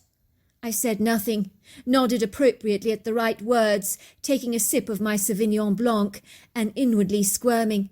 I don't think my friends perceived or comprehended my abject plight remotely. They all had husbands after all. How could they? I'd only ever had children. My oldest daughter Tanya was married with 2 children. She was now living in Florida. My husband and I had got divorced almost a lifetime ago. I had never ever remarried. I remember waking up in the morning, feeling as desolate, isolated and barren as the Sahara Desert. I was used to hearing Natalie pottering around in the kitchen, in the early hours of the morning, making coffee and pop-ups, while listening to the radio, or having a plethora of her university friends popping over for a cup of coffee during the day. So the house was a buzzing beehive, with ongoing activity in my home. I was fortunate to live in a lovely semi-detached home in Boston, in a fabulous, youthful, vibrant, green leafy area, in the university town, with a plentitude of exciting things to do. But now with Natalie out of the way, I did feel very companionless, sequestered and estranged, terribly, terribly alone. It was rather like a big part of me was now missing. It was inevitable that now my journey through life would be entirely solo. I reassured myself that in only a matter of time I would feel a whole lot better about this prospect. I would soon adjust to life on my own. I mean, how hard could it possibly be? I just needed to busy myself with creative outlets and activity. Maybe take up painting or pottery, get involved in a book club. A friend of mine had suggested I begin dating again, but I was a dinosaur in that department. I saw dating as, let's just say, a logistics nightmare. It was not a hoop that I fancied jumping through. Once bitten, twice shy, shall we say. There was one issue that was plaguing and irking my heart like a virus, that I could not shake off in any way. It was something burning inside me like an insatiable, inexhaustible fire that simply could not be extinguished, or an itch, if you like, that you simply can't stop scratching. The first time I had met Rusty, on the surface he looked like a very nice, hard-working university student. But there was something about him I didn't like, but I couldn't for the life of me fathom what it was. On the face of it, I was incessantly bothered by Natalie's boyfriend every time he was in my presence, like a mosquito buzzing around me that evaded my ability to swat it. I had noticed he was very reclusive, tight-mouthed, introverted and unforthcoming, so I pretty much knew nothing about him. When I asked Natalie about his early years growing up in Boston as a young boy, she could not enlighten me any further. He doesn't want to talk about his life as a young boy, she told me. He tends to clam up, get uptight and twitchy if I broach the subject with him. Well, sweetheart, don't you think you have a right to know about his young life? She had shaken her head. Look, Mum, why should I pry? We all have secrets. If he doesn't want me to know about his childhood, who am I to interrogate him? It's none of my business, frankly. I don't agree, I'd insisted. It is your business. If you're so serious about Rusty, you deserve to know about his early life. You haven't even met his family yet. Don't you think that's awfully strange? That's because they don't get on. Well, why don't they get on? I asked my daughter. Surely he's given you his reasons. My daughter had become exceedingly wound up. She'd raised her voice at me indignantly. I can't pressurize him to talk about something he designates not to discuss with me, Mum. Fair enough, I said, raising a cynical eyebrow. But don't you think it's ever so slightly odd, sweetheart? I think this refraining from talking to you about his childhood is a red flag, if you ask me. Don't be ridiculous, Mum. You don't know what you're talking about, my daughter chided defensively. We can't all be like you, Mum, braving our souls to the entire world, wearing our hearts on our sleeves. Some of us are just a little bit more reserved, I'd like to say. Fair enough, I'd said again. I mean, what else could I say? But I certainly could smell a rat. Something was distinctly off about that boy. All my girlfriends had met Rusty, thought he was perfectly lovely, except for my best friend Prudence, who, as her name implies, was one of the most prudent, judicious and sagacious people that I'd ever met. She was known as Wise Brown Old Owl. She was always bang on the money with her astute observations. One day she put down her teacup, looked at me through her very perceptive brown bear-like eyes. I don't know how to say this to you, Hilda, but we've always been candid with each other, have we not? Of course, I said. Now out with it, Prudence. You know I won't take offence to whatever you're going to tell me. I was waiting for her to tell me she loathed my new hairstyle, or the current colour of my lipstick that I'd recently taken to wearing, but I couldn't have been more wrong. Well, it's your daughter's boyfriend, Rusty. I don't like him, dear. I don't like him at all. I'm sorry to have to say this and to be so brutally honest, but he makes my skin crawl. Something about him. I can't put a finger on it, but I really don't like him. I could have hugged Prudence when she was so forthright with me, for it relinquished my own guilt that I'd been feeling, as the dislike I held towards Rusty had been festering away like an inflamed boil that could not be calmed. Prudence looked surprised when I was heartily relieved by her comments. I thought you were going to bite my head off, Hilda, for saying something negative about your daughter's boyfriend. As to be fair, on the surface he has everything going for him, does he not? A law degree, and by all accounts he comes from a wealthy, established background. I mean, that's not to be sniffed at, is it, dear? But there's something I can't quite put my finger on, something that irks me, ruffles my feathers, so to speak. Not to put too fine a point on it, of course. Please, Prudence, I'm not mad at you at all. As usual, you're my only friend that actually gets it. And you're categorically right. On the surface, Rusty looks like a potential mother-in-law's dream. But there's something that makes my instincts scream with trepidation about him. I can't think what it is. So then, how serious is your daughter over Rusty? Asked Prudence, her face registering concern. Very, I said, taking a large gulp of tea to reassure my heightened anxiety that seemed to spread its wings every time Rusty's name was ever mentioned. They had been talking wedding bells, actually. Oh, no, said Prudence, putting her cup down reflectively. That is not good. That's exactly my thinking. So I was rather crafty, actually. How so? Well, I lied to my daughter. I told her that if she was going to marry Rusty now, that all my finances are tied up at the moment. So if she's desirous for that quintessential, perfect white wedding with all the trimmings, she'd have to wait a couple of years for that. I thought it might buy some time for the cracks to start showing in their relationship. so perhaps the rose-coloured spectacles might melt away, and my daughter might see him for who he is, although what he is I don't know, really.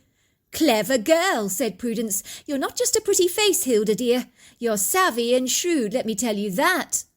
But 2 years, I said, sighing. Is that enough time for her to see what he's really about? Even you and I cannot figure out why we dislike him so much. Look, Hilda, instincts are not to be sneezed at. One should always listen to them, for they alert us to a truth we cannot see. It's our subconscious mind telling us to pay attention. In my book, time can be a remarkable way of getting to know someone a lot better. If the worst comes to the worst and she marries the man, at least you'll be there to pick up the pieces. But we can hope that it never comes to that. But if it does, so be it. As for your daughter, whatever challenge she goes through, when she comes out the other end, she'll be all the more wiser from the experience. Sometimes the hardest lessons in life can be the making of us. It's like chiselling away at a block of marble until you get to the masterpiece. The chiselling hurts like hell, but it's worth it in the end. I sat there in my quiet kitchen on a Saturday night, prudently reflecting over Prudence's poignant words, whilst drinking a glass of white wine. Every time I thought about Rusty, I'd take a huge gulp. An uneasiness overcame me. Drinking the alcohol that I could barely taste, which was an awful pity, as it was an expensive bottle of wine, seemed to anaesthetize my troubled mind. What was it about him I didn't like? I glanced down at my feet. Our old black Labrador dog Benji was curled up beside my leg, snoring loudly, while my marmalade cat Antonia was spread out on my lap, coiled up into a round furry ball. It was funny how in this big house we were all curled up together like this, offering each other solace and comfort in the soundless place. Move, I said, putting Antonia on the floor, raising myself off the chair. I'm going to bed. I'm really tired. I could hear Benji and Antonio trotting behind me. I knew very shortly they'd be joining me on my oversized king-size bed, and in truth I would be very glad for their company. I climbed into bed, my weary exhaustion overtaking me, the inebriating effects of the alcohol dulling my overactive mind, so that the nagging feelings about my daughter were significantly stilled and suppressed. Before long I'd fallen fast asleep, but I awoken to hear someone moving around in my kitchen. I could hear a clanging sound and the tinkling of cutlery. What on earth was going on? I sat up in alarm, realizing with horror that someone had broken into my house. But who? My heart began to race as I tiptoed cautiously down the sweeping staircase, holding the fire poker from my bedroom fireplace in my hands. On reflection, I should have possibly called 911. Still, now that I was on the ground floor, I might as well take a peek to see who was loitering about in my kitchen. I could see the kitchen light was on. The brazen audacity of it all, I thought. Whoever had broken into my house wasn't even afraid of switching on the lights. Then I saw her. It was my daughter Natalie. She almost jumped out of her skin when she saw me standing there with the fire poker extended in my hand, ready to beat her up, as I peered at her furtively through the kitchen door. I had so nearly lashed out at her when I had seen the dark, unfamiliar silhouette moving towards me. "Mum! Oh, my God! You scared me, the living hell out of me! Oh, I'm freaked out! You were standing there with that poker! Oh, my goodness! I saw your reflection on the wall! I thought I was about to have my head annihilated by the axe murderer! Oh, sorry, darling. I heard a noise in the kitchen. I got frightened. But what are you doing in the house in the middle of the night like this?" "I thought you were with Rusty. I thought you were invited out to have dinner with him and his parents." Natalie burst into tears. That was when I noticed the ghastly pronounced black bruises around her eye. Her eye was so badly swollen that it was hidden behind a mound of inflammation, was almost extinguished by the surplus of excess skin that buried it like a chocolate button in a rounded doughnut. "How did this happen, Natalie? Who did this to you?" Natalie could barely say the words. Then she whispered, "Rusty." "But why, darling? I don't for the life of me understand." I took my daughter into the kitchen. Over another bottle of Sauvignon Blanc, which I really did not need, as I'd already overindulged, but I couldn't let her drink alone, I poured 2 glasses. The wine seemed to medicate my daughter's frazzled nerves, so finally she began to speak. "Mum," she said, looking at me earnestly, "there's something wrong with Rusty. I mean really wrong. He's not right in the head, Mum. He really is a very violent man, underneath the quiet reserve. I never knew this before, Mum. I never had any idea about it. But last night I saw it for the first time. You see, I met his family at the family barbecue. I noticed the tension between Rusty and his family, who by all accounts are rather decent, convivial people, actually.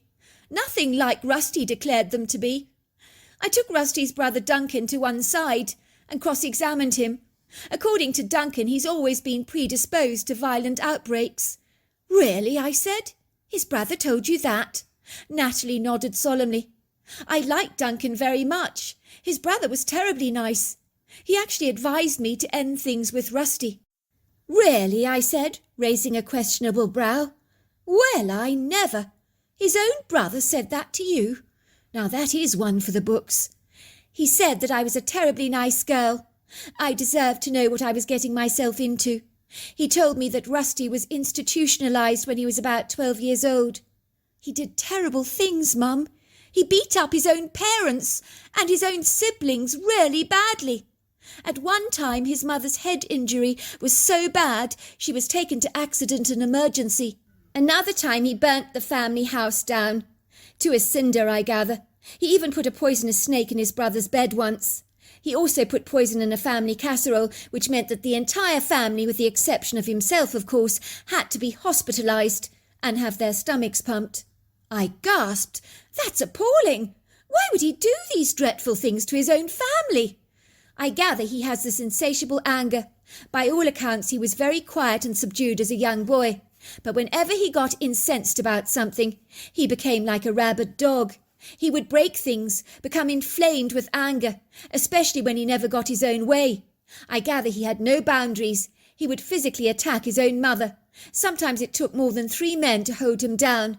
It was like he was possessed by a demon. Well, how did they manage to calm him down then, I asked. He certainly doesn't strike me as violent these days. Well, he's heavily medicated now. He has to take these medications every day of his life to function well in normal society, so that it suppresses his violence.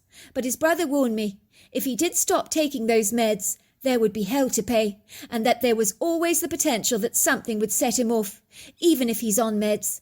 It turns out he was right about that, she said, pointing to her eye. Why on earth would Rusty hit your eye like that? You see, what happened was Duncan, Rusty's brother, was telling me all these things. I think Rusty got jealous because he was viewing us from a distance. His imagination was in overdrive. He thought I was really hitting on his brother.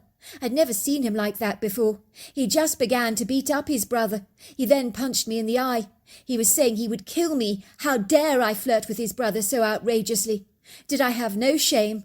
I've never seen him explode like that before. It was like he became completely unhinged. The whole thing turned terribly nasty. The police were invariably called. Rusty was taken away in handcuffs. When I saw him like that, Mum, it was like I was seeing him for the very first time. I remember thinking, I never want to see you again as long as I live. When moments before, Mum, I couldn't imagine my life without him. Now how does that happen? Anyway, Rusty's mother cleaned up my eye. She was terribly nice. She told me that the best thing I could ever do was to get away for a couple of months so that I'm completely out of Rusty's hair. And I should just write him a note ending things with him cordially. She said that was the best thing I could do. His mother said that to you? Yes, said Natalie. She knows that the medication can only suppress that much, you see. Yes, he can function in normal society very well, thank you very much. But if someone close to him upsets him, there's a very big danger of him becoming unbalanced and psychotic. You see, the medication is antipsychotic medication. Well then, that is what you're going to have to do. You must disappear for a couple of months. I'll cover all the costs for you. The main thing is for you to keep safe, so that Rusty will not find you.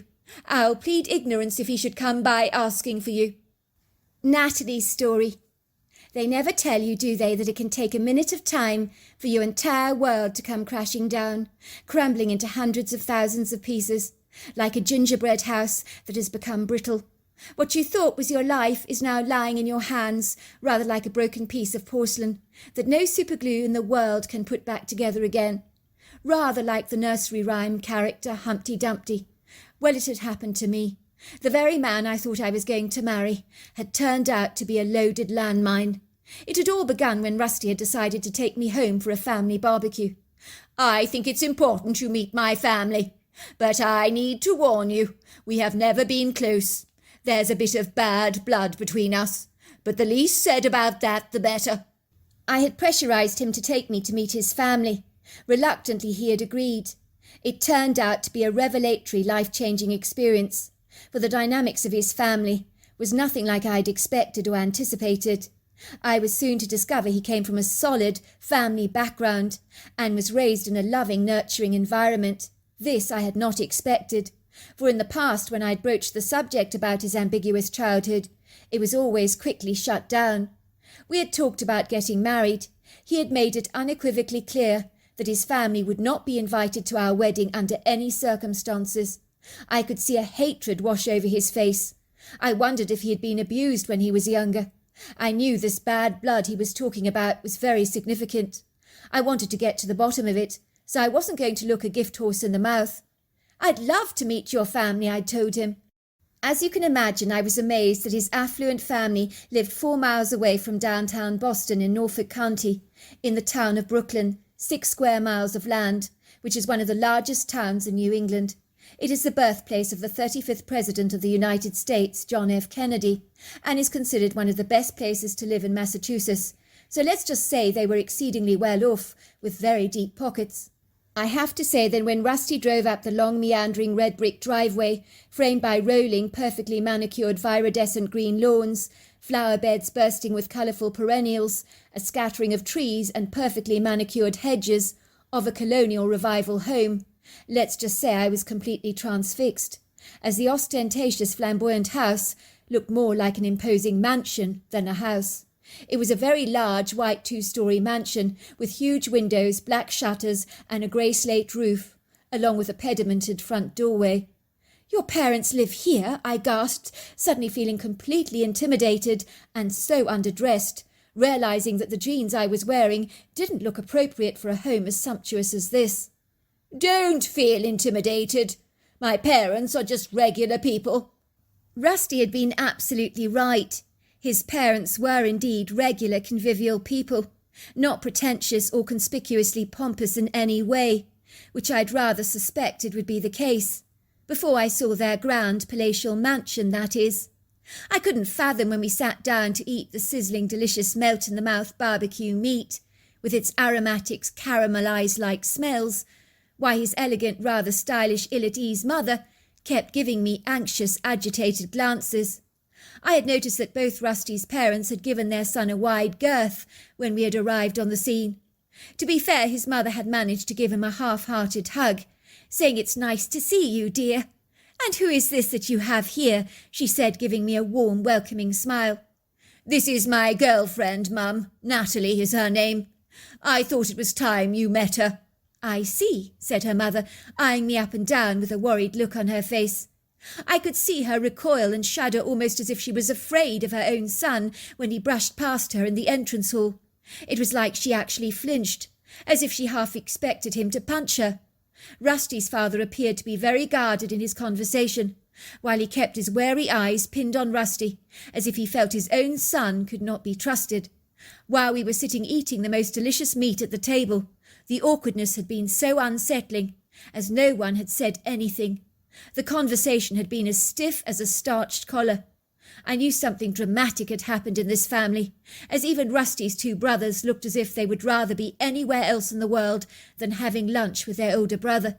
I was sure I could pick up a fearful energy. You don't imagine something like that. "It's very kind of you to have invited us over for this barbecue," I'd said, desperately trying to find some conversation. "I've been looking forward to meet you. Rusty's told me an awful lot about you." Of course, that was a big lie, but it sounded good, didn't it? "Has he?" said Rusty's mother, eyeing her son dubiously, while taking a large glug of her wine. For a moment it almost looked as if she was trembling. What the heck was going on? It was as if this entire family was intimidated by their own son. I needed answers, so I whispered to Duncan, Rusty's brother, that I needed a private word with him. He had whisked me away to a private spot under a large oak tree, in their yard, with eyes that, if I was not mistaken, looked to be full of trepidation. "What do you want to know?" he asked me with a defensive tone in his voice. "I want to know why your family is behaving in such a weird way, as if they're scared stiff of Rusty. What's going on?" "It's war wounds," he said. "Baggage we carry from our past experiences with him." It was then that Duncan opened up and told me about a grievous, harrowing childhood, wrought with consternation, apprehension and inquietude, as living with his brother Rusty was like living with an untamed beast, who could lash out at you potentially at any time, pouncing on you, tearing you apart. For he was as temperamental as the weather. One minute he could be terribly congenial, the next minute a menacious monster, out for your blood. He was out of control, Duncan told me. We knew our lives were in perilous danger. We would lock our bedroom doors every night. We knew that Rusty was capable of great evil. You see, when he got mad, he lost control. He didn't know how to stop his anger. "But I don't understand. He seems so normal now. I've never seen a violent side to him at all." "Normal? Is that what they call it now?" scoffed Duncan, raising a cynical brow. "How normal can taking hundreds of pills every day be to suppress your volatile tendencies?" "Oh, he told me those were vitamins." Duncan nearly choked on his drink. "Is that what he said? No, they're not vitamins. They're serious antipsychotic drugs. They're the only reason that he's allowed to live a normal life. Without them, well, let's just say he can become exceedingly violent, very volatile." "What's going on here?" said Rusty, coming up to us with a large glass of craft beer in his hands. "This looks very cosy. A little too cosy by all accounts, brother dear." "I told her, Rusty. I told Natalie. She deserves to know the truth. I told her those pills you are taking are not vitamins." I could see now that Rusty was seething. His jaw was tightening and clenching. His face grew red. Then he began to scream. "How dare you tell her about that, Duncan?" He then reached for his brother, grabbing him by the scruff of the neck, lashing at him violently with his fists. The next thing I knew was that Rusty began to get out of control, like a frenzied lunatic, while his father was trying to break up the fight. "Calm down, Rusty. There's no need to overreact, son. Calm down." He said this as if it was a mantra that I imagined he must have repeated over and over again during his childhood. I was screaming, Please stop, Rusty. You're hurting Duncan. Stop hitting him." The tears were streaming down my face. The next thing I knew was that Rusty turned around and leered at me, with a hostile look in his eyes. Then his fist went straight into my eye. "As for you, why were you outrageously flirting with my brother?" I did not even scream as his fist went pounding into my eye. I stared at him as the blood ran down my face. I remember thinking, I don't know this man. Everything happened so fast, as it always does in cases of shock. The police were called. Rusty was taken into custody, and then his mother attended to my wound. "I'm very sorry, dear. You see, my son cannot function in society like you or me. He visits his therapist 3 times a week in order to see how he's doing. He's taking medications to suppress and manage his anger. But when Duncan told you about his mental history, that pushed him over the edge. That's all it takes. Something that gets him to get really mad, and then he can just lose it all. My advice for you, my dear, is to get away for a couple of months, to let the dust settle. End things with my son for your own good. Please do. You don't want to be walking on eggshells for the rest of your life, wondering if anything you might say could potentially trigger an explosive situation. You seem like such a lovely girl. You don't want to marry my son. He is expected to tell any potential bride of his about his condition. But I know my son, and I know he won't. He'd be too frightened to lose you. That's the problem." So now here I was, having taken Rusty's mother's wizened advice. I took an almost 4-hour flight to Charleston, West Virginia, and now a taxi was taking me on a long journey to a remote little cabin tucked away in the heart of the West Virginia countryside. I had done some grocery shopping in Charleston. I was biting my lips, wondering how I'd keep myself busy in a remote cabin for 2 months. Still, it had to be done. Besides, I told myself it's going to be fun, a perfect opportunity to spend some time with myself, which would be an experience of a lifetime, as having been around people all my life, I had never really been on my own. The friendly taxi driver drove down so many backcountry roads, past pretty farms, little barns, flowering meadows, mountainous valleys, lakes and fields, filled with horses and cows. "Nearly there," he said, glancing at me through the visor mirror. "Nearly there."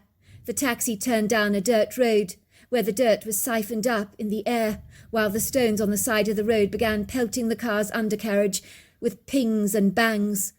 "There goes my clean car," said the taxi driver, chuckling, as he drove down the precarious path towards the tiniest, rarely very charming wooden cabin, nestled in a pretty flowery meadow, surrounded by a backdrop of tall, imposing trees.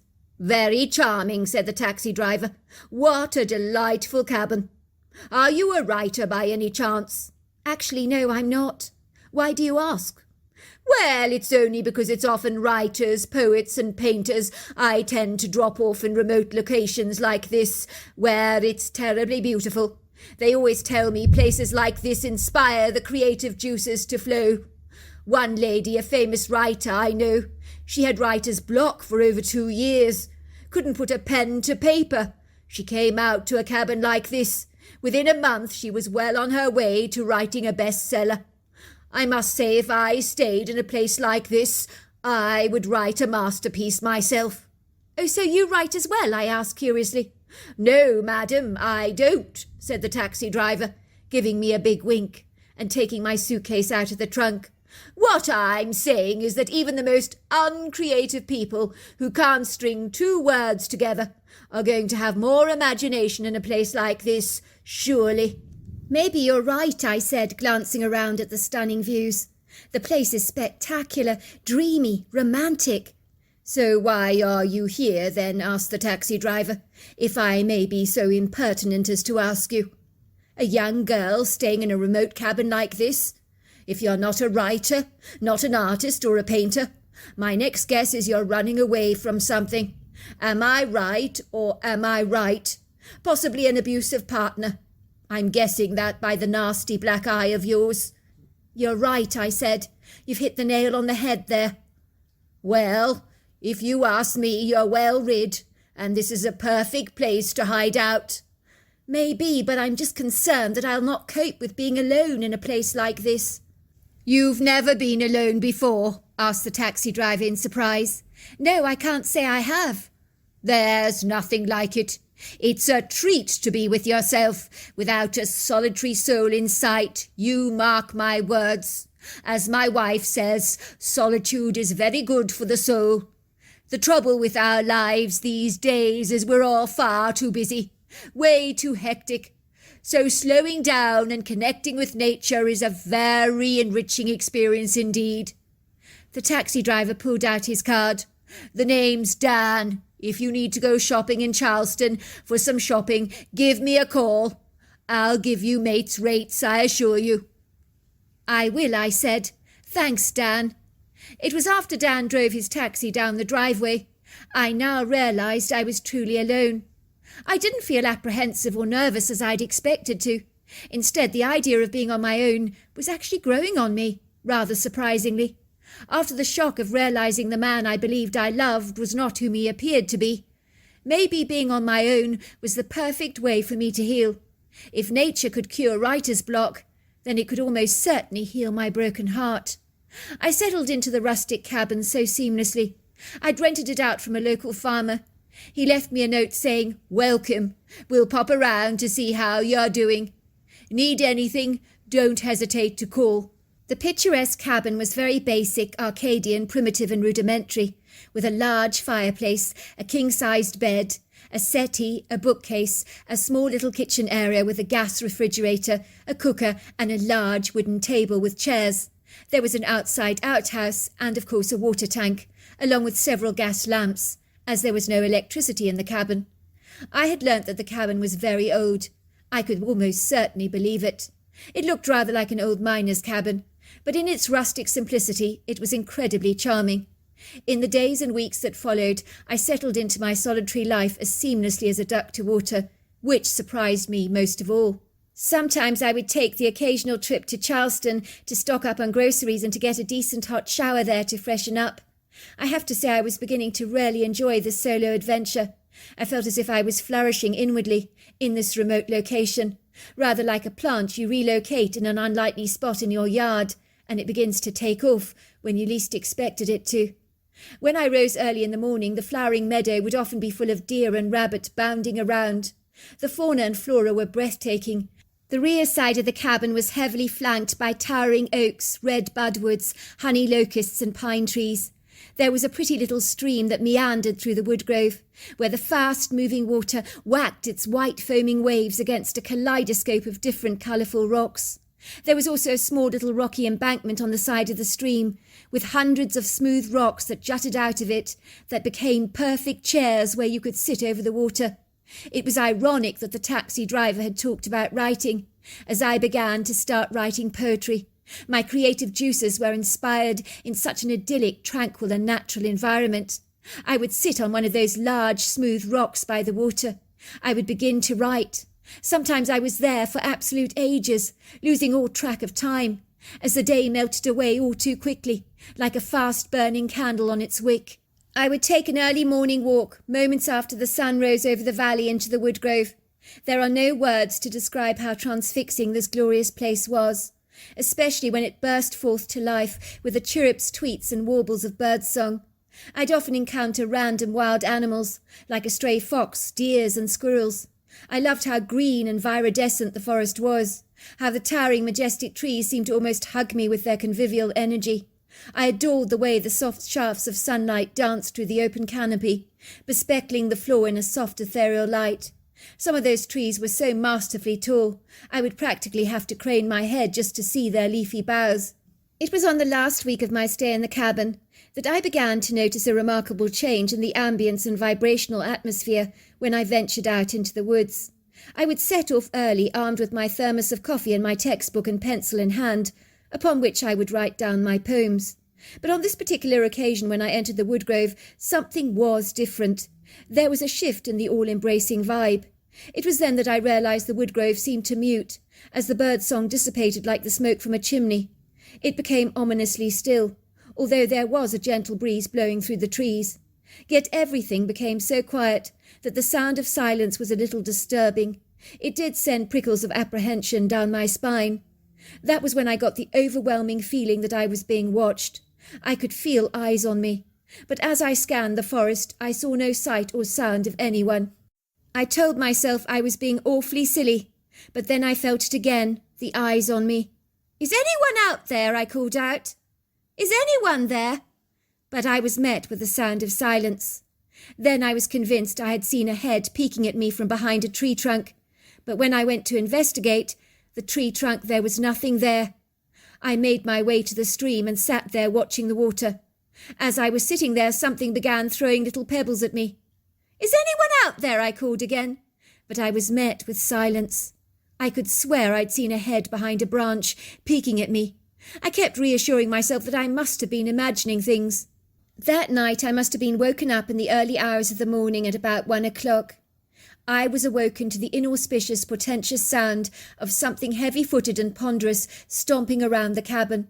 Whatever it was, it sounded big. I sat bolt upright in bed with a start.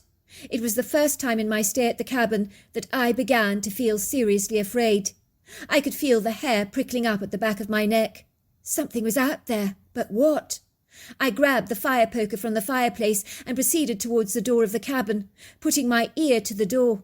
Oh my God, something was out on the wooden deck, but what? I could hear a thumping sound, and then the feet moved away and were thankfully gone. I began to breathe again. Relief washed over me like a cool, refreshing shower. I cautiously opened the front door. There on the outside table were 2 large, gleaming, freshly caught beautiful bass, along with an old ice cream container filled to the brim with big, sweet, juicy berries. That was when I discerned the farmer who was letting the cabin out to me must have dropped off these gifts. I had been told he might pop around, but in the middle of the night like this, scaring me half to death, was a bit unreasonable, wasn't it? Needless to say, he had redeemed himself, dropping off these fish for me, I thought. I remember my mother telling me that my grandfather used to thoroughly enjoy a spot of nighttime fishing. Perhaps the farmer engaged in a similar pastime, I thought. But didn't he realise or even conceive that a young woman alone in a cabin might just be a teensy-weensy bit intimidated and apprehensive and possibly threatened by strange thumping sounds outside the cabin at night? It would seem over the next 4 nights the same thing happened again and again. The farmer made a god-awful commotion, dropping off sea bass and berries for me every night. But by then, after hearing the strange sounds, I no longer felt afraid. I had left out the clean ice cream container on the wraparound porch.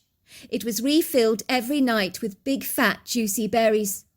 I decided on the last night of my stay at the cabin that I seriously needed to personally thank the farmer for leaving me behind such generous fish every night. By all accounts, I'd been frying that fish on the gas hob in butter, parsley, lemon juice and garlic for supper. I've never tasted such buttery fish that melted in the mouth. Believe me, I frequented some of Boston's best seafood restaurants. This fish trumped anything I'd ever eaten there. I imagine the farmer must be a spectacular fisherman to procure such large prime specimens. Then there were those fat, juicy berries I ate every morning with yogurt, and they were the juiciest berries I've ever eaten. I knew such bounteous magnanimity needed to be rewarded. Earlier on in the day I'd made a special trip to Charleston, where I'd brought the most delicious apple and raisin strudel from the most illustrious bakery there, along with strawberry cheesecake that looked like it belonged on the cover of a lifestyle magazine. I thought I'd give it to the farmer personally. I mean, it was the least I could do in the circumstances to say a special thank you to him for his kindness. That night I could hear the farmer thundering around my cabin. I had personally decided he must be a big, strapping man. I quickly dashed out to the cabin door, pulled it open with the 2 bakery boxes tucked under my chin. "It's Farmer Andrews, am I right?" I said, seeing a vague silhouette standing in the doorway. As I walked out onto the porch with my headlamp on my head, I continued to talk.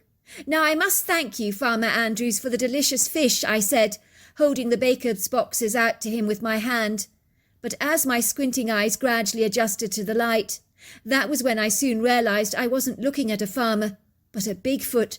I knew at once it was a Bigfoot, as I had a friend who was obsessed with the creature and had introduced me to the Patterson footage, challenging me to say that this creature wasn't real. I just gasped as I saw the Bigfoot, who was holding the fish out to me, looking at me with deep-set, bright, sparkling eyes. "Thank you," I said, reaching to take them from him, while I handed him my baker's boxes, which he took from me. For a moment I locked eyes with the creature. He was very different to the Patterson footage. His face was like that of a man, with a sloped forehead, high cheekbones, flat nose, and very deep-set, twinkling eyes. His entire body was covered with long, flowing, dark hair.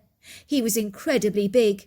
When I say big, he was massive, easily 8 foot tall, 700 pounds, with ginormous shoulders.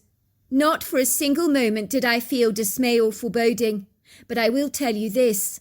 What I did feel was wondrous awe. I knew I was in the presence of a truly remarkable creature. The Bigfoot looked at me, and I heard the words in my head, "I like you. You really are pretty."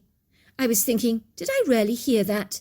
But I know the words in my head were not my own thoughts.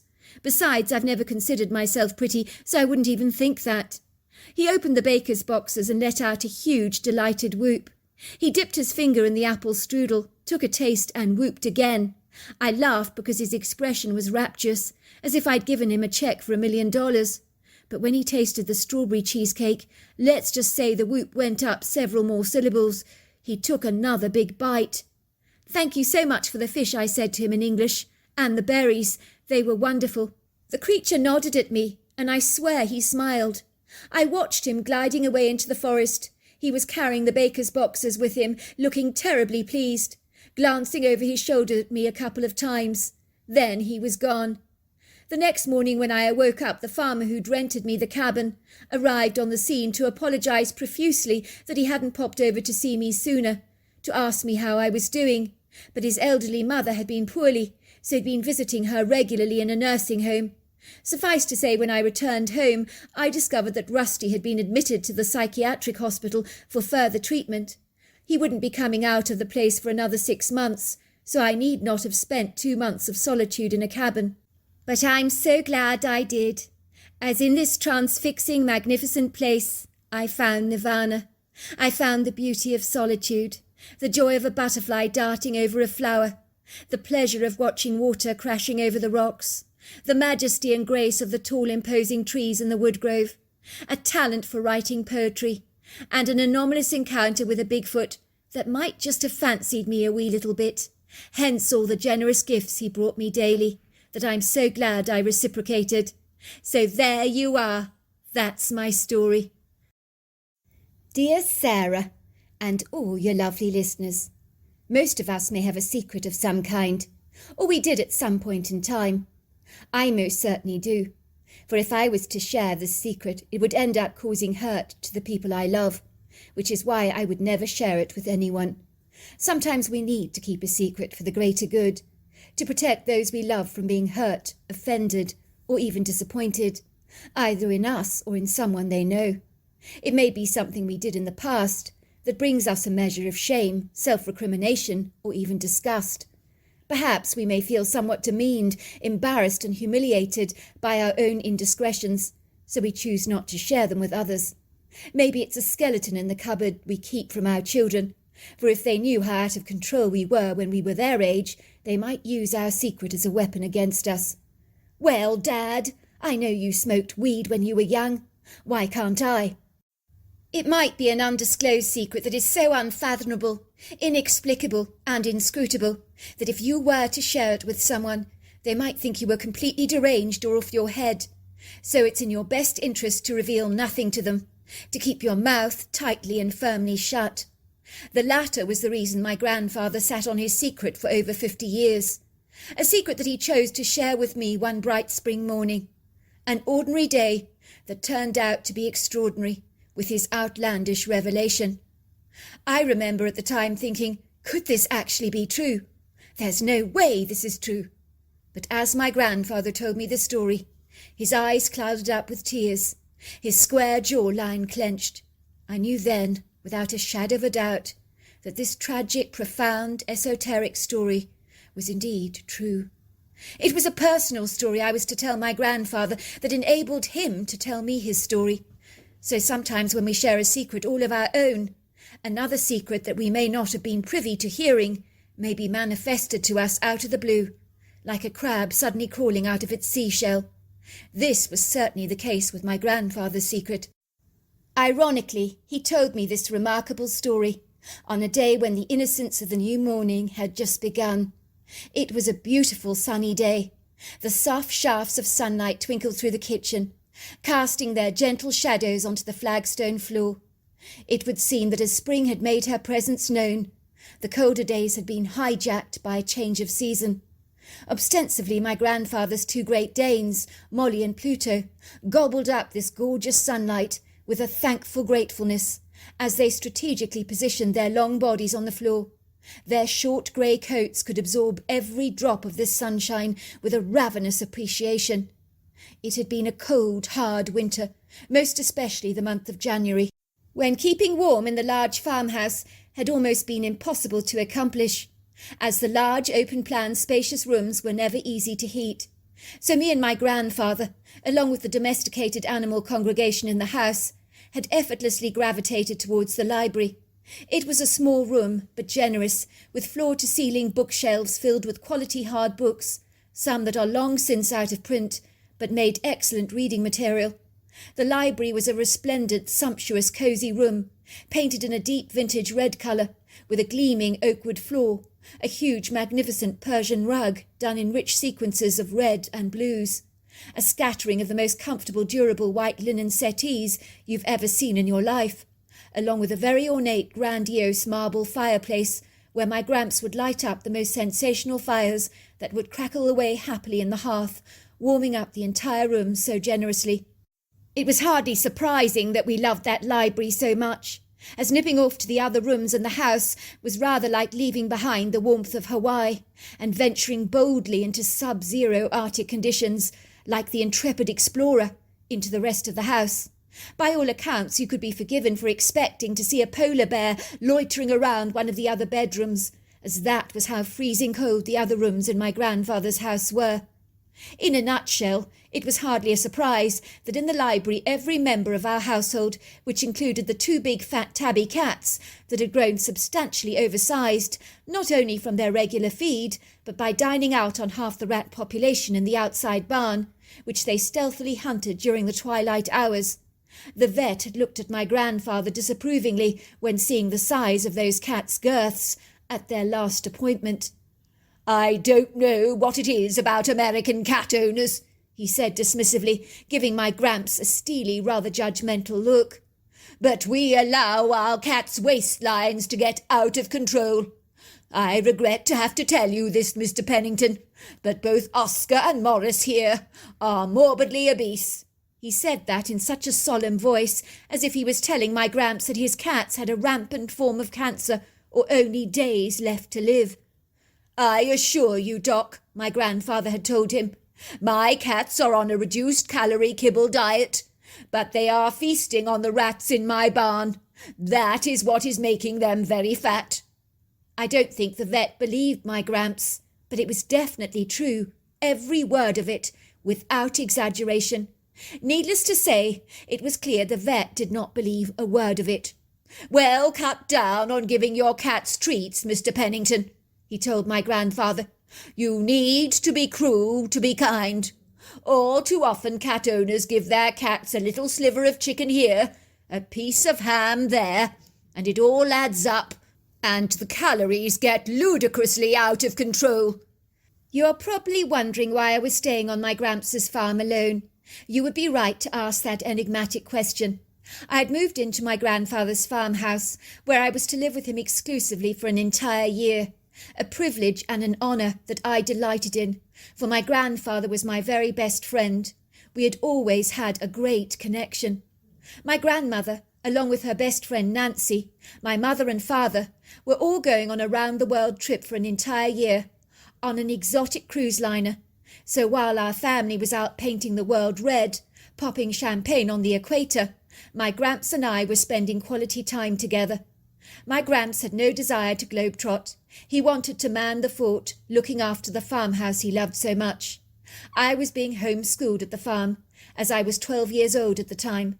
Suffice to say, my grandfather had lived on this farm all of his life, had grown up here himself as a young boy.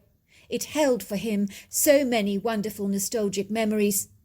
I loved my Gramps' Colorado farmhouse, where he was involved in specialty ostrich farming, a whole new adventure that had been going remarkably well, as ostriches were easy to manage. Over recent years, thanks to people's increased and rising desire to improve their diets, there has been a huge interest in the lean, healthy meat an ostrich provides. But my Gramps also raises them for their feathers and their hide. Ostriches consume resources at a ratio far more profitable than cattle, so raising them was a no-brainer for my Gramps. But those birds can run for long distances, have a hell of a nasty kick, and drink a ton of water. My grandfather's farmhouse was an old colonial farmhouse with 2 stories and a wraparound porch, but all the rooms in the house were airy and big. The farmhouse was nestled in the middle of a valley, with a backdrop of undulating, billowing mountains that rose up under the cobalt blue sky like huge curvaceous giants, melting into this blue backdrop in swirling, sweeping folds of misty purple and blue vapour, so they looked hazy and obscure in the distance, but very dramatic and impressive for the eye to behold. Now that it was early spring, after the recent heavy rains, the farm looked like a sumptuous green park, while the silvery lake twinkled and gleamed in the noonday sun, and was heavily stocked with fish, flanked by large weeping willows with long feather-veined leaves that dangled above the water like viridescent feather boas. It was here that me and my Gramps did a lot of fishing together, a pastime that brought us a great deal of pleasure. There were a couple of cottages on the property that were sometimes rented out by people who were desirous to do a spot of fishing for themselves, and of course enjoy an extended break. You could describe my Gramps' property as botanical gardens with trees scattered liberally throughout the countryside, meadows that were fenced in for tall ostriches that ran across them with 2-toed legs. My favourite spot on my Gramps' land was a sprawling oasis or woodgrove, if you like, consisting primarily of tall statuesque bristle-toe pines, Douglas firs, Colorado blue spruces, mountain junipers, and narrow-leaf cottonwoods. It was a mixed wooded grove of varied tree species with precipitous mountain trails, rocky outcrops, a little stream that zigzagged through the woodgrove, thundering over the rocks with fast-flowing water. A spectacular haven, shall we say, for all kinds of indigenous wildlife, from foxes to mountain lions, elk, bighorn, sheep, bison, moose, and, of course, black bears. It was one night in early spring when I woke up in my grandfather's house to hear a strange roaring sound, a little like a lion, but a low pitch and frequency. I don't know why, but on this particular occasion it certainly aroused my attention. I wanted to find out exactly what it was, especially when I heard it again, as the noise was so bizarre. It was also in close proximity to our farmhouse. I guess you could say my ears perked up, rather like a dog's do. I could even hear the two Great Danes that slept in my Gramps' room let out a low growl. They had also heard the anomalous sound. I was naturally inquisitive by nature, not restrained by fear or bound by concerns over my own personal safety. At 12 years old, I didn't give those considerations a fleeting thought. I decided that the sounds, being an enigmatic oddity, warranted investigation, for if I didn't find out what the sound was, it would bother me indefinitely. I cautiously climbed out of the bed so as not to wake up my grandfather, although given his dogs had just growled, he might already be awake, I thought. Beyond the low growls of his dogs, I could luckily hear my grandfather's heavy snores. I breathed a huge sigh of relief. Thankfully he hadn't woken up, for if he had, he might actively discourage me from going out of doors, something that adults are always inclined to do. I threw on a sweater and a pair of khaki pants, and of course sneakers, and I dashed down the staircase through to the kitchen. I grabbed a torch and made my way out of the back door, closing it behind me, but leaving it unlocked. I ventured vigilantly out into the tenebrous night. It was pitch black outside. I could barely even see the hands in front of my face without my torchlight. It was so dark, in fact, that I was ever grateful for the light of the torch.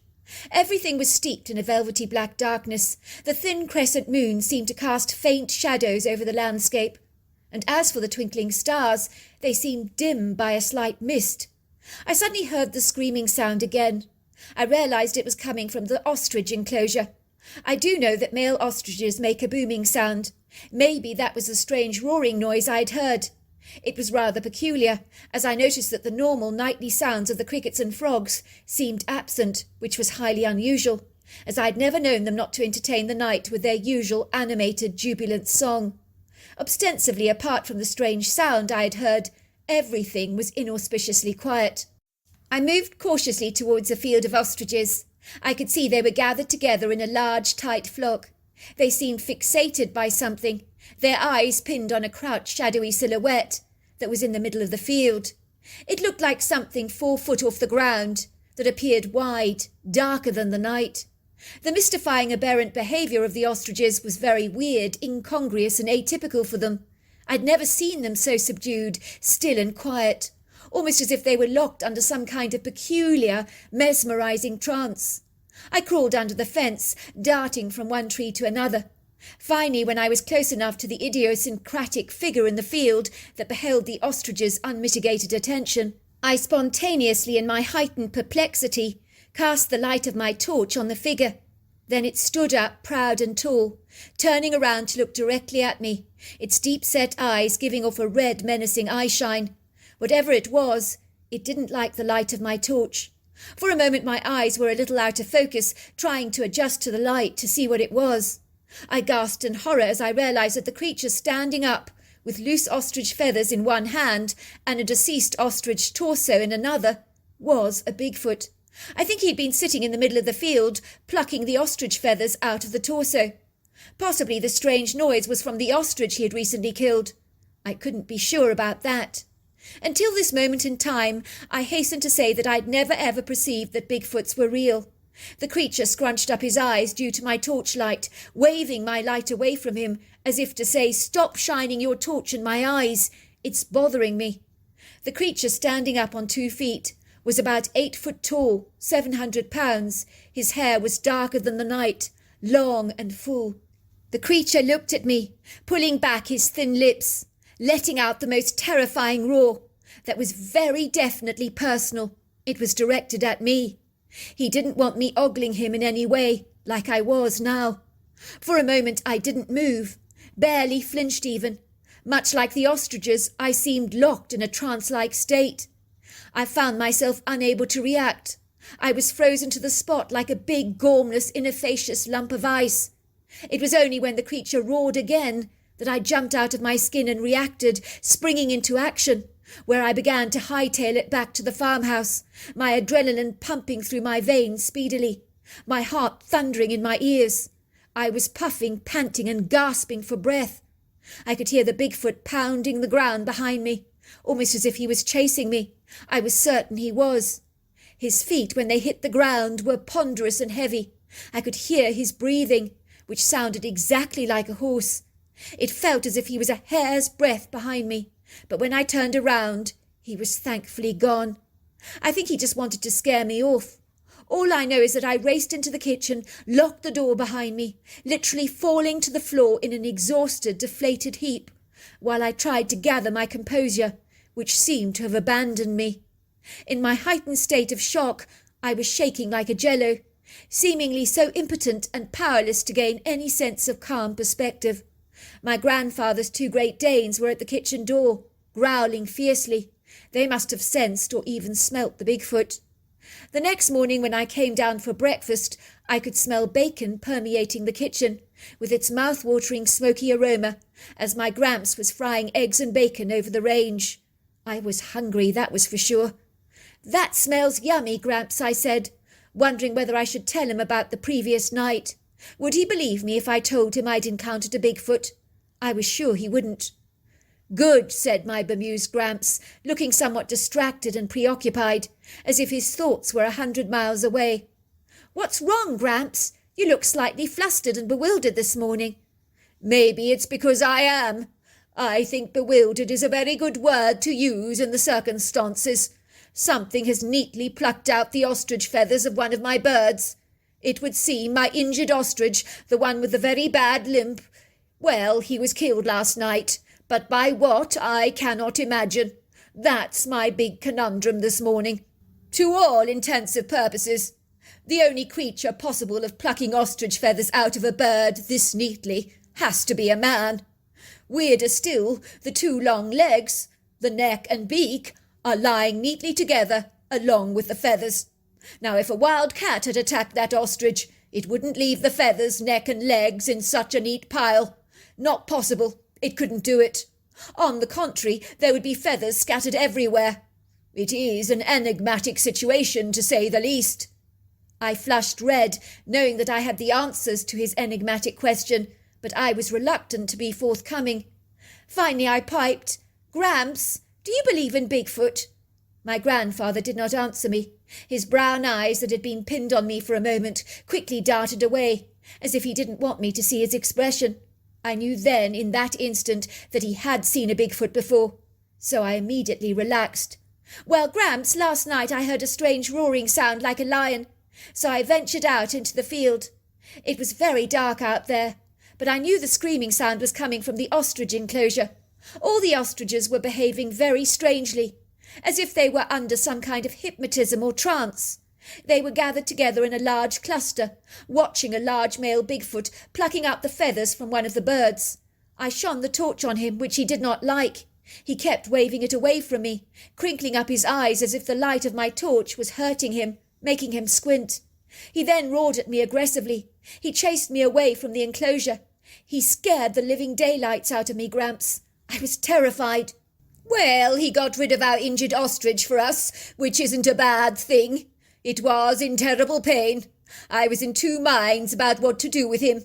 I was considering putting him out of his misery myself. His suffering has been immense, poor bird. Even the antibiotics prescribed by my vet were useless. I imagine the Bigfoot saw her. He saw she was injured, thought it would be a tasty meal." "You believe me, Gramps?" I said, astounded. "About the Bigfoot, I mean." "Oh, I believe you," said my Gramps. "Now you sit down. I will tell you a secret. I've never told anyone. It's a secret concerning a female Bigfoot, and it's a true story. But as other members of our family are out on a luxury cruise liner together, I will tell you a secret that I have never shared with anyone before." My heart began to flutter with excitement. "Does Granny know about this secret?" "Of course she doesn't, son. For if she did know, then it wouldn't be a secret, would it? This is a secret that I've only ever shared with you. Well, I'm about to anyway." This was the story my Gramps told me. "Growing up on this farm, I had one older sister called Meredith, and of course a younger brother called Keith." "A brother," I said. "That's news to me. I didn't know you had a brother." "Well, you wouldn't have known him," said my Gramps regretfully. "He passed away long before you were born, when he was 18. He was a good-looking boy, like you, tall and lanky, with a full head of blonde hair, cornflower blue eyes. Growing up, all the young girls had their eyes on him. Can't blame them, really. He was a looker. It's not a subject that I care to discuss. It brings up all kinds of wistful, nostalgic and painful memories for me that I don't like to dwell on, as you can never fix what is broken, can you? Or go back in time to undo all the damage. For if you could, I would be there in a heartbeat. In fact, it was my brother's fortuitous death that made my parents move to the town and hand over the reins of this farm to me, so that I could manage everything on their behalf, which obviously I did. My parents were far too devastated about my brother's inexpedient, inopportune death to stay here on the farm. It quite literally knocked the stuffing out of them, as you can fully appreciate. So I took over at a very young, tender age, and went from cattle ranching to ostrich farming more recently. Quite a transition, even if I say so myself." "But that's so sad, Gramps. You never mentioned your brother to me before. Were you very close?" "Yes, we were very close. Well, it's a subject the family never likes to talk about. It breaks open a lot of sorrowful wounds, naturally. Keith was a wonderful younger brother. He rarely was. Only a couple of years younger than myself. Growing up, we would have so much fun together, the two of us. Sometimes we would help my grandfather with his cattle herd. Other times we would fish at the lake together, catch bass or catfish, which my mother would fillet superbly and pan-fry in butter, lemon, parsley and garlic. It would melt in the mouth like butter. It was so tender. Our favourite thing Keith and I enjoyed the most was to play cowboys and Indians together in the wood grove. Keith liked to be an Indian chief. He had an Indian headdress made out of eagle's feathers, whereas I had a cowboy hat. One day, me and my brother were riding our bikes down one of the precipitous trails in the wood grove. Then we propped our bicycles up against a couple of juniper trees in order to play cowboys and Indians. Keith was wearing his headdress, while I was wearing my black cowboy hat. Not much has changed, as you can see. My sister Meredith was at home helping my mother make strawberry jams and packets of vanilla fudge to sell at the school fete the following weekend.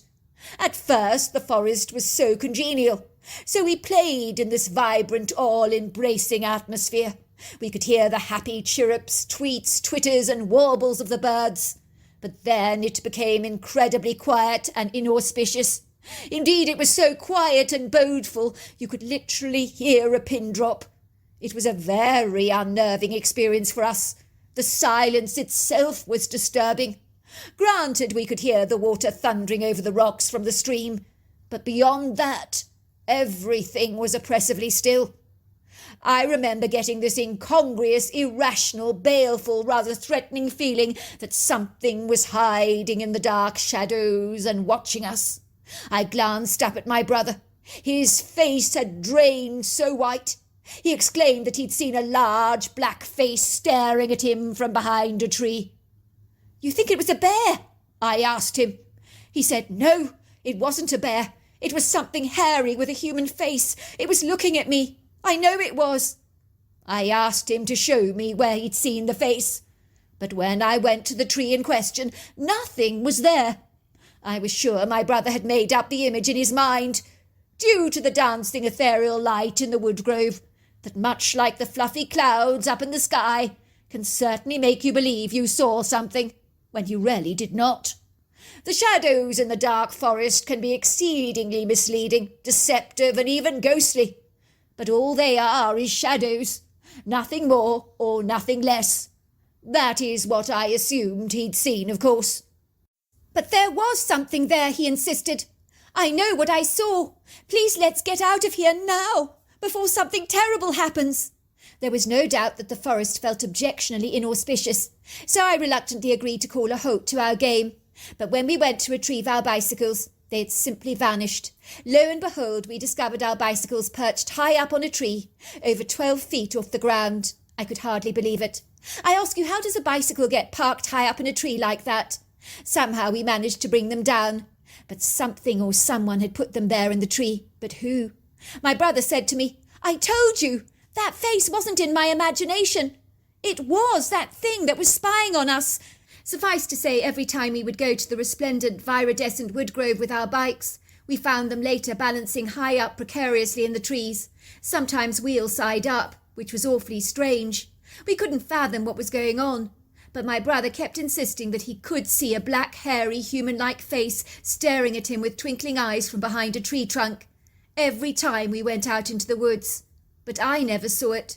I thought he was making the whole thing up. But my brother was not inclined to make up fictitious stories, so I was between a rock and a hard place in wondering what it is that I should believe. I would challenge him tirelessly, exclaiming that his imagination was in overdrive. He was making up faces in his mind, but he insisted he was not. Why do we both feel we're being watched, he would exclaim. Do you suppose that's our quick-witted, inventive imaginations making all the stuff up? No, I think not. And then what about our bikes? Something keeps putting them up high in the tree. I told him that there had to be an alternative explanation for the peculiarity, that more than likely one of the farm employees was playing an expedient, misleading trick on us. But my brother was not convinced, as it happened every time, and he claimed that none of our farm hands had an ingenious sense of humour. My brother began to tell me that during the night in his bedroom, the same black face he saw in the woodgroves had been looking at him through his window at night. He would show me the smudges on his window pane the following morning. My brother never liked to draw his curtains, but he became increasingly rattled by the face that peered at him through the window almost every night. My mother would say, Sweetheart, you're just like me. You and I are a lot alike. I've got a fertile imagination. I have lucid dreams all the time. I see things sometimes that are not there. You must have inherited that from me. Then it happened, said my grandfather. What happened? I asked. Well, one night after my brother had gone to sleep, the following morning we woke up to find the kitchen door had been left wide open, that my brother was no longer in his bed. My brother was 18 at the time, so my mother was very annoyed with him. Where had he gone? Why had he just randomly left without a bye or leave? So Keith got up early this morning, did he? She complained. Decided to leave the door wide open, did he? I woke up this morning to find half the chicken coop pecking around our kitchen. He knows better than to leave the door wide open like this. Even worse, he failed to make his bed this morning before he left, which is most unlike him. What on earth is going on with the boy? As the weekend faded away, my mother became more and more indignant. She had heard that several people in Keith's form at school had gone camping. One of the mothers was convinced she had seen Keith among the boys, but she'd probably seen Dylan, as they were very alike, both those boys. My mother assumed Keith had gone off with them, failing to tell them where he was going, and she was more than a little peeved off. Your brother should know better than to go camping without informing me. I didn't raise him to be so disrespectful, but of late he's been behaving atrociously. He should know better than to go swanning off like this, without telling me where he's going. If I didn't know where he was right now, I would be beside myself with worry. Thanks to Mrs. Mayer, I can actually sleep tonight, but no thanks to your brother. It was on Sunday night that Keith came running into my bedroom at 12 o'clock at night. The whole house was fast asleep, steeped in silence. He was shaking me violently. Simon, get up! Simon, get up! I groaned in annoyance, pulling the sheets over my head, but my brother persisted in shaking me. You're back already, I said in surprise. Mum and Dad aren't expecting you back yet until Monday night. Mum is jumping through hoops, she's so angry with you. She's incensed that you never told her about the camping trip. It was Mrs. Myers who told her where you were. She was almost having a coronary. Why are you back so early? What are you talking about? Said Keith. I never went camping. I sat up with a start. Well then, where the hell have you been? Mum nearly had a cadenza when you left the kitchen door wide open, inviting the entire hen population to poop all over her immaculate flagstone floor. She got really peeved that you failed to make your bed after you got up. So if you didn't go camping, then where have you been? It's all very weird, said Keith, looking at me with a stern expression on his face. You know the black face that I kept seeing at the window? That I rarely kept telling you all about, that's been looking at me through the window pane night after night, that I always used to see in the woodgrove? The one in your imagination, I said sarcastically. Well, what about it? I'm not making this up, bro. One minute I was there in my bedroom, looking at her, staring at me through the window, which she does every single night. The next thing I knew was I'd walked outside the house, through the back kitchen door. It was like I went straight out to meet her, in a hypnotic trance-like state. When I came out of my stunned stupor, the creature had thrown me over her back. She was carrying me up this rocky elevation, quite a long way away from here actually, but she moved so fast like the wind. Then I was in a sumptuous cave, which was surprisingly cosy. It had been swept clean, was generously lined with animal pelts, so that the floor was like a fabulous carpet. There were large woven baskets full of fruits there.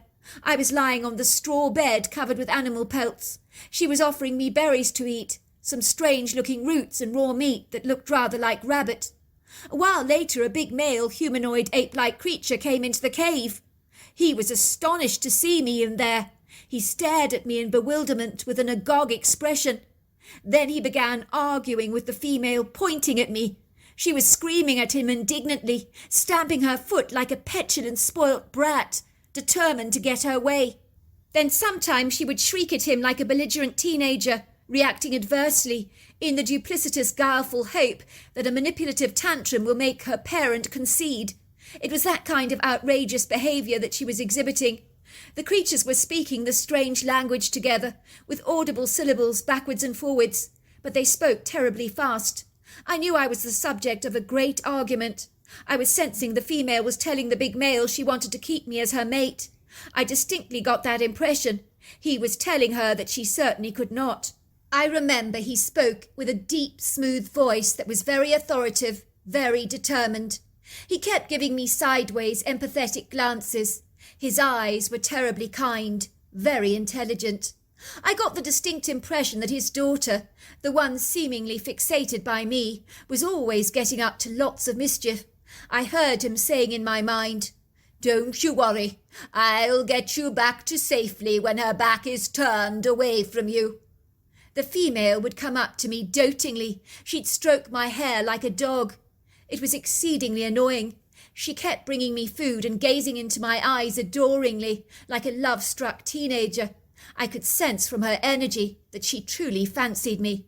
"Are you winding me up? Is this all some kind of a crazy joke?" I asked my brother. "No, I'm being serious, bro. I couldn't make this stuff up if I tried. And regardless what Mum says, I don't actually have a good imagination. All those times we were in the woodgrove together, don't you remember? And I kept telling you about the black face I was seeing. She was showing her face to me, not to you. That was intentional on her part. She wanted me to be the one to see her. She had a crush on me for a long time, I think. She was the one putting our bicycles high up in the tree. And I think she was the one that stole Mum's missing fudge."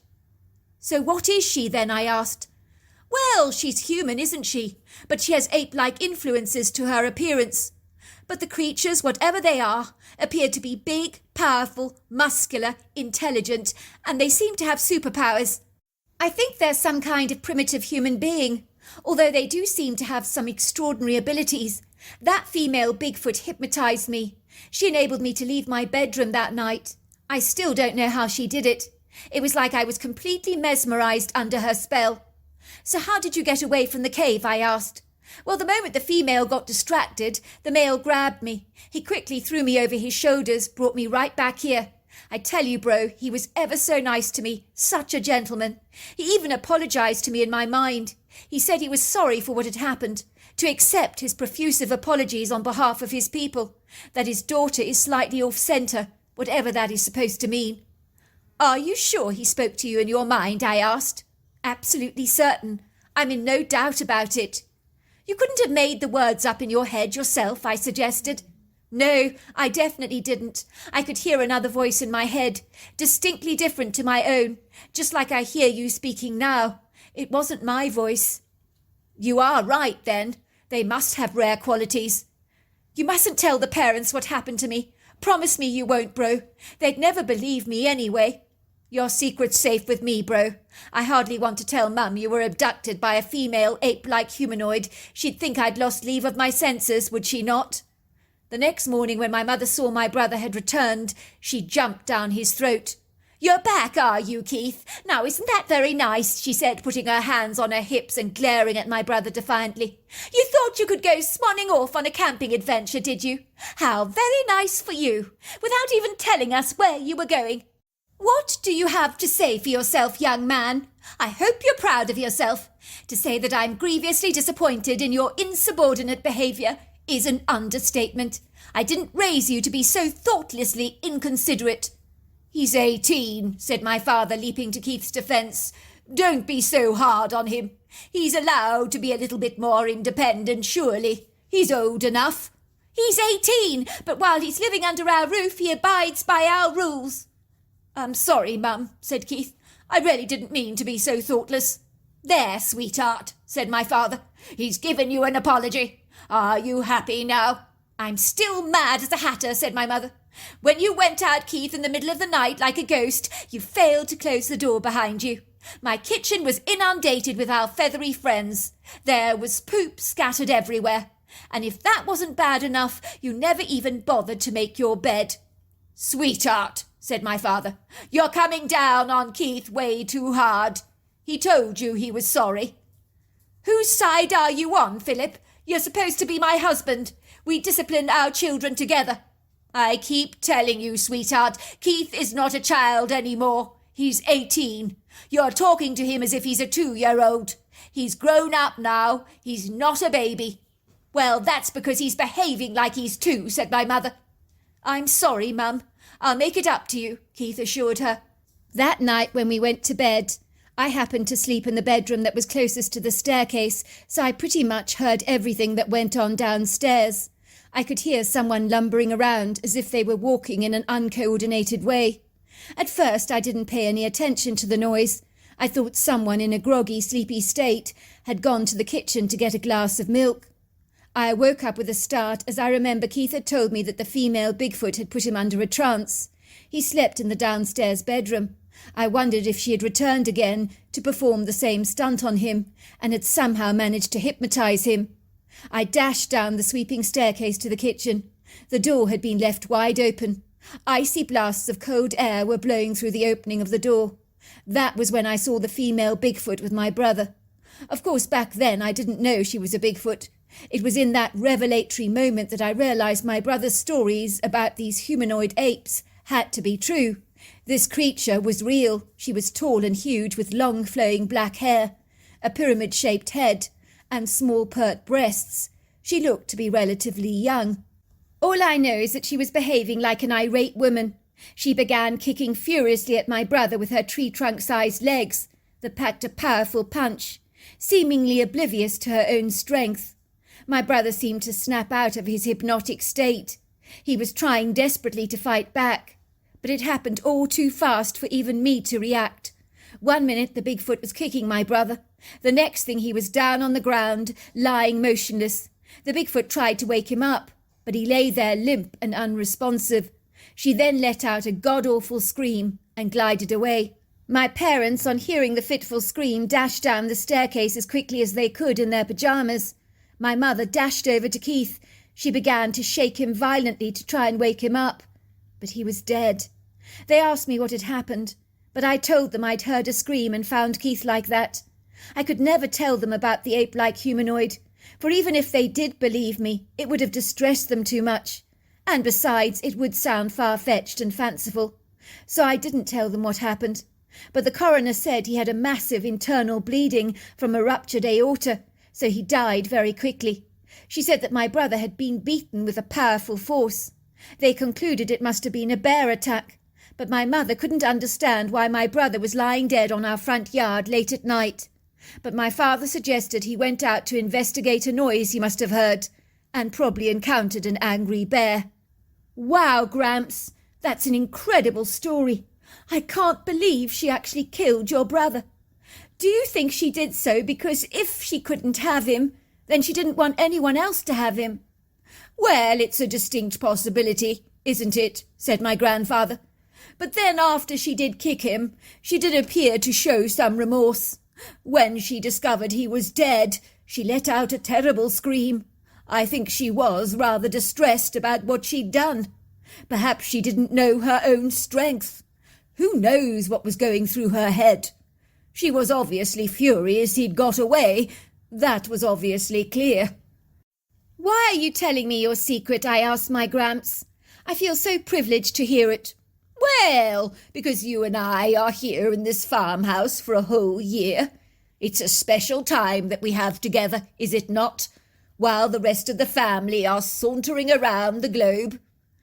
And you witnessed a Bigfoot yourself last night.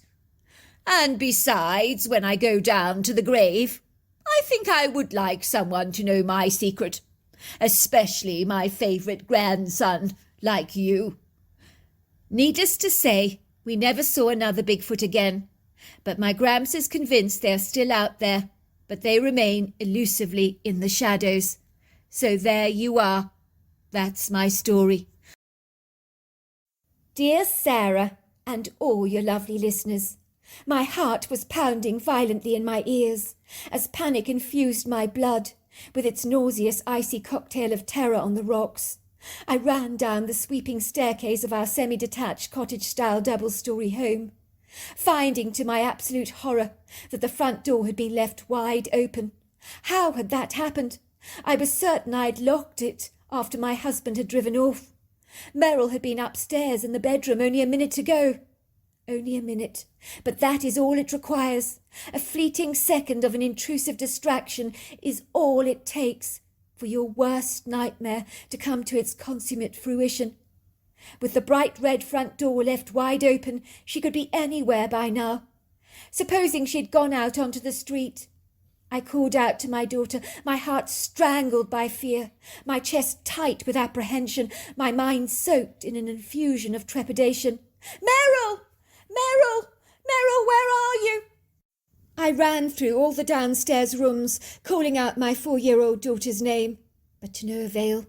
There was no answer to my frantic, frenzied, desperate calls, only the sound of the inauspicious sound of silence, along with the purring sound of the kettle boiling. No, please, God, no, I cried. This can't be happening to me. It can't be happening to me. Panic-stricken, I ran out onto the street. It was early morning here in the smaller North American rural town where I lived. People were not yet up. The only reason I'd got up early was my husband needed to leave before the crack of dawn to catch a commuter train for an all-important meeting. I had bustled around our kitchen, making him coffee, along with a light snack to see him on his way. Merrill was a light sleeper. She'd got up to play with her Barbie dolls. That was what she'd been doing very happily only moments ago, before she had vanished off the face of the earth, in the upstairs bedroom. She had woken up early, sensing the unusual hive of activity, wanting to align herself with the bustle of it. She had subsequently spontaneously climbed out of bed in an ebullient, joyful mood. Mummy, Barbie's going to wear her pink coat this morning and her white skirt, 'cause just like Daddy, she's got a very important meeting that she needs to get to very soon. She has to hurry like Daddy does. That's very nice, dear, I had said, giving her a big kiss on her chubby little cheeks. She had looked up at me adoringly with her bright cornflower blue eyes, almost larger than her small, round, gorgeous baby face, with its cute little dimples around the cheeks, and a head caressed by a sea of buoyant blonde ringleted like curls. She'd been wearing her pink Donald Duck pyjamas, and had been seen assiduously preoccupied in dressing up her Barbie doll, talking to her. We need to hurry. We've got to get very quickly. We need to get away very quickly. We can't be late. As I ran out onto our street, it was dark, with the first flickers of morning light beckoning over the horizon. The street lights with their sensors were still on. It was not light enough for them to automatically switch themselves off as they normally did. For if indeed I had not been so caught up in my feverish frenetic panic, I would almost certainly have admired how beautiful it was outside this early in the morning, as the first cheerful chirping sounds of the dawn chorus filtered through the trees. A soft, gentle breeze was blowing. Every plant in the vicinity was gently swaying in this wind. Ostensibly, I was heartily glad that our road was a quiet place. No one was up and about, not a solitary soul in sight, not even a jogger, cyclist, or early morning dog walker. There was nothing. So surely our little Merrill was safe. She couldn't have got far on her tiny little legs. But then where was she? I'd find her in any moment. I knew I would. No, she can't have gone far. No, she can't have gone far, I kept telling myself. I glanced up and down the deep grey asphalt road, the verdant pavements lined with very large oak trees on either side of the street, that stood up majestically proud and tall, like ingenious, sharp-witted centaurians on guard duty, their green leafy boughs jiggling up and down. A cool easterly breeze blew against my face, nuzzling my cheeks gently, almost as if it was trying to reassure me that all would be well. But my anguished heart felt a gut-wrenching sense of foreboding, causing the internal muscles in my stomach to churn violently, clenching and tightening like fists opening and closing. How I wished I'd been privy to see what those oak trees might have seen moments before. The dewy fresh grass of the manicured lawns was wet as I ran up and down my street, in my slippers, pyjamas and dressing gown, looking at individual houses, front yards, and of course the road itself, in every conceivable angle that I could. She couldn't have got far. No, she couldn't have got far, I told myself repetitively, again and again, like a video recording on rewind. She couldn't have got far. No, she couldn't have got far.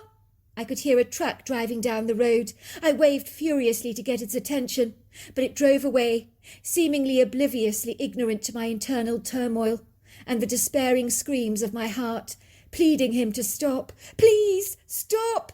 Someone must have seen something, surely. But then who? There wasn't a solitary soul in sight. Then I remembered the lake. I took my daughter to the lake very often. Her little legs never struggled to get there. It wasn't far. Oh my God, the lake! My daughter loved that lake. It was her quintessential favourite spot in the entire world. We always went to visit the lake to feed the ducks. My mind was tormented by that hauntingly huge body of water, the ominous, treacherous dangers it embodied. While beautiful and serene, its murky depths held many a secret. For over the years there had been a scattering of fortuitous, out-of-the-blue, random drownings in this place, not all of them children. All I could do was run towards the lake, my heart thundering violently in my chest, my pulse racing, my forehead sweating so that the hazelnut bangs in front of my face were wet from the perspiration. But there were only 3 words drumming away on the musical keyboard of my mind. God, please, no! God, please, no! God, please, no! We were fortunately privileged and ever grateful to have a large park area at the end of our street, with pristinely manicured lawns, a large silvery lake, a plethora of fabulous precipitous hiking trails, and of course hundreds of tall vertical verdant trees that sprawled out into a resplendent wood grove, stretching back for many miles. It was an idyllic haven for an abundance of wildlife of so many different species. It wasn't uncommon to see deer congregating at the lake for a morning drink, or late in the evenings. It was in this serendipitous moment in time I wished with all my heart that the geographic location of this lake was anywhere else in the world except here. I was out of breath as I reached the lake. The sun was beginning to rise over the horizon, dappling the sky in a kaleidoscope of fetching golds, tangerines and pinks, almost as if an artist's paintbrush had proficiently, adeptly blended these colours into the sky to create a dazzling effect. The placid silvery lake stood perfectly still, twinkling under the early morning infusion of rising ethereal light. The ripples of water seemed undisturbed, unruffled, unsullied. Something could look perfectly innocent on its surface, couldn't it? For it wouldn't take much for a little girl to be engulfed and swallowed by the water whole, without it betraying its insidious Machiavellian secret. There was a tiny path-sized bicycle trail of asphalt that framed the outer edges of the lake, used for walkers and cyclists alike to access in a circular roundabout trip around the broad length of the lake. I could see a cyclist in the furthest distance on the path, but they were far too far away for me to get their attention. I felt desperate helplessness, completely consumed by my fear. There was a huge lump in the back of my throat as I skimmed the whole area of the lake, with my vigilant, heedful eyes, rather like a fish-eagle, leaving no nook or cranny unchecked. But wherever I looked, there was no sight or sound of my child. It was all-consuming and daunting, because quite literally, my daughter could be anywhere. Like a yo-yo on a string, bobbing up and down in a perfect sequence. That was how I ran. Up and down, backwards and forwards, right and left, this way and that, like a headless, tormented chicken who had lost her bearings, and possibly her mind as well. I also didn't forget to examine the foliage that grew around the lake. The long rushes, the native sedges, the milkweed, the arrowheads, the cardinal flowers. Even they tormented me as they winked at me in the morning, their long thin foliage swaying evocatively, as if in their dense covering they might be concealing a heinous evil. It was as if they were whispering to me, "She could be here. She could be here." I began to cry out for my child, "Meryl! Meryl!" But my repressed words were subdued and lost, tangled by that foggy lump in the back of my throat that incited my words to sound more like a spluttering chaos of awkward, inaudible chokes. For I could barely speak. I was consumed by a numbing feeling. All of a sudden, as if by the wave of a magician's wand, it was as if a light had been switched on in the valley. In a twinkling of an eye, the world was a whole lot lighter, brighter, vivid, clearer, as everything became more visible, conspicuous, a whole lot less obscure, in the scintillating light of a brand new morning. In accordance with this unveiling of this new day, it was now honoured with a flurry of activity around the lake, which escalated significantly. A couple of young women clad in pink sweatshirts, complemented by black leggings and white sneakers, were walking briskly around the lake. As I waved them down, this seemingly mad, frantic woman in her pyjamas, oscillating her arms frantically, was not a welcoming sight for these two women, hell-bent on getting some decent exercise, not being very responsive to a seemingly unhinged stranger in her nightrobe trying to get their attention. They frowned, but they did stop. "Excuse me, have you seen a little 4-year-old girl around here?" Both the women's faces visibly softened. For a moment they registered a hint of empathy and compassion. "Sorry," they said. "No, we haven't seen her. I do hope you find her. Good luck." They proceeded along their way, increasing their pace, glancing back briefly over their shoulders to watch me. I began to run towards a man. He was walking his 2 spaniels around the lake. I waved him down. He stopped immediately, a concerned solicitude growing across his face. At least he didn't think I'd stepped out of the nut house, I thought. "Are you all right, madam?" "No, I'm not," I said, the tears cascading down my face. "I've lost my 4-year-old kid. I live up the road. I must have left the front door wide open after my husband left for work this morning. My 4-year-old has gone missing. She must have got out. I don't know what happened. I never leave that door open. I don't know where she's got to." "Have you called the police?" asked the man, taking his cell phone out of the back pocket of his khaki pants. I shook my head vigorously. "But surely I don't need to call the police yet. My daughter's got to be around here somewhere." The man ignored me as he punched 911 in his cell phone. "The name's Sean Barrow. A 4-year-old girl has gone missing. We don't know where she's got to. Unfortunately, the front door was accidentally left open. The kid got out, that's right. Her mother's frantically worried. She might have walked up to the lake." "Yes, thank you." He then proceeded to give the lady at the end of the phone all my details, which I repeated to him. "Look," he said, "let me take you back home, make you a hot cup of tea. How long have you been looking for your child?" "All morning," I sighed wearily. "I've been back home hundreds of times. I've looked up and down this street over and over again. I've been all around the lake. I can find no sight or sound of her anywhere. I've looked in every nook and cranny. Supposing someone took her," I gasped, cupping my hands over my mouth. Don't go there. It doesn't help at all, said the man kindly. Look, let me take you home. I'll go back to my place to drop off my 2 spaniels. Then you go and put some clothes on. I'll come back to your place, make you a nice hot cup of tea, and I'll wait with you for the police to arrive. When I got home, I threw on some leggings, a sweatshirt and sneakers, and before I knew it, Sean was bustling around my kitchen making me tea, while I was trying in vain to get hold of my husband, but his cell phone was off.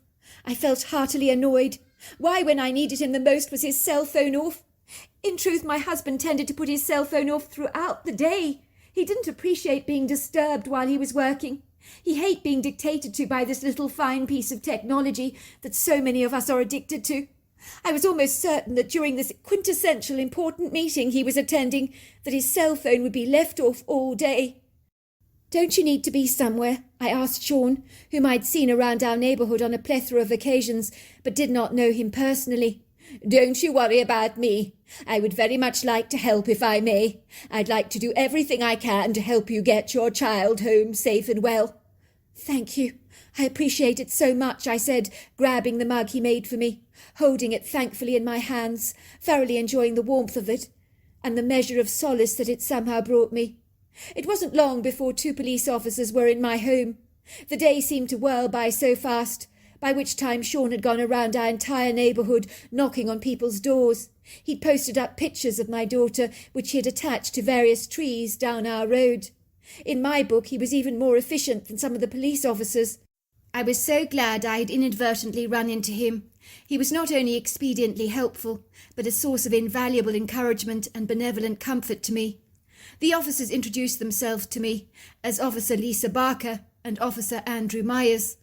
Andrew looked young for an officer, but I was struck by how attentive he was to every detail I gave him. He really rather reminded me of an owl, with his wide, learned, razor-sharp, astute eyes, studying me behind his round lenses. Now I know, Miss Clayton. The name's Georgina, I told him. I would prefer it if you'd call me Georgie. Georgie, I know this is very distressing, very discomposing for you. Obviously it is, he said, looking at me empathetically. I want to assure you that 95% of kids that go missing are always found safe and well. I'm quite sure we will find your child. I've got a couple of officers on the beat knocking on doors to ask your neighbours questions and to check their backyards in case your kid wandered off. We had a time when a kid went missing. She was found in the neighbour's yard, playing on their swing set and their seesaw. Quite frankly, she could be anywhere in the neighbourhood. Now, I've got an officer right now searching the lake area as we speak. I need you to be very calm, Georgie, for the sake of your little girl. I need you to clear your mind thoroughly. Tell me everything that happened from the moment you got up this morning. The officer took his pen and paper out of his pocket. The 2 officers were now studying me, like 2 curious ravens, perching on a wicker fence, percipiently attentive and focused on my every word, as if something I might say could bring forth a fruitful conclusion to this rather perplexing conundrum of my daughter's disappearance. Well, my husband's alarm clock went off at about 4:30. He had to get up rather early. He needed to catch a commuter train. There is an all-day meeting with the company about deciding whether we should branch out into the European market or not, as there's lots of scepticism among some of the CEOs whether this would be a good move. I've been trying to get through to him on his cell, but he's not answering the phone. You see, he switches his cell phone off in important meetings. He's away for a few nights, but he always gets in touch with me. The officer nodded. Do you know the hotel where he's staying? I'm sorry, I don't. I can't remember, but he will call me later. I'll find out the details later for you then. Did you see your husband leave the house this morning? Of course I did. Me and Merrill waved him off. I'm certain I closed the door behind me after he'd left. That's why none of this makes any sense at all to me. You see, Merrill would never have got out of the door if it had been closed, and I close it automatically all the time. You are sure you closed it? Do you remember hearing the click in the lock? I think so, but I'm not sure anymore. I'm beginning to doubt and second-guess myself. But in truth it's so instinctive, isn't it, for me to close the door behind me every time? Well, go on with your story, from when you woke up very early this morning. Well, I got up to make my husband coffee. You see, he needs that caffeine boost to get him going. I wanted to make him a light snack as well, but he decided a donut was all he needed in the end. I don't really like him eating donuts first thing in the morning, but my husband has a dreadful sweet tooth. He can't help himself. Where was your daughter at this time? She was upstairs. She was waddling around in her Donald Duck pyjamas, playing with her Barbie doll. Have you got a picture of your daughter for me? The officer asked me. Of course, I said, quickly pulling out my cell phone from my sweatshirt pocket and scrolling through the photographs, picking up a close picture of my daughter feeding the ducks at the lake and smiling up at me happily through the camera. Here, I said. The officer took a photograph of my kid with his own cell phone, sending copies to everyone on the search for my child. While one officer came to the door, asking me for an item of clothing so that the tracker dogs whom had arrived at the lake would be able to see if they could discern a scent trail. I remember the horror of that piteous, poignant moment as I handed the officer an item of my precious daughter's clothing from the laundry basket. It was a yellow dress embroidered with white flowers on it that my daughter had worn the previous day. Please God, may they not find her trail by that lake, my heart begged inwardly. Now where were we? Said the officer again, stroking his chin reflectively. Now you said your daughter was playing with her Barbie doll this morning. That's right, she was. She said she would need it to dress the Barbie, as the Barbie, like Daddy, needed to get to a very important meeting in a hurry. The two officers looked at each other, as if engaging in a momentary illumination of sorts. Do you think your little girl would act out her intentions as little children often do? Walk off to the pretend so-called Barbie meeting? You mean if she found the front door open, would she walk out? The officer nodded. That's exactly what I mean. Absolutely. My daughter's always wandering off. I think with the door being left wide open, she'd possibly have thought about going to the lake to feed the ducks. She'd probably have grabbed a loaf of bread, been on her merry way, without a bye or leave. She's very impulsive, an active child, forever busying herself in her fantasy make-believe world.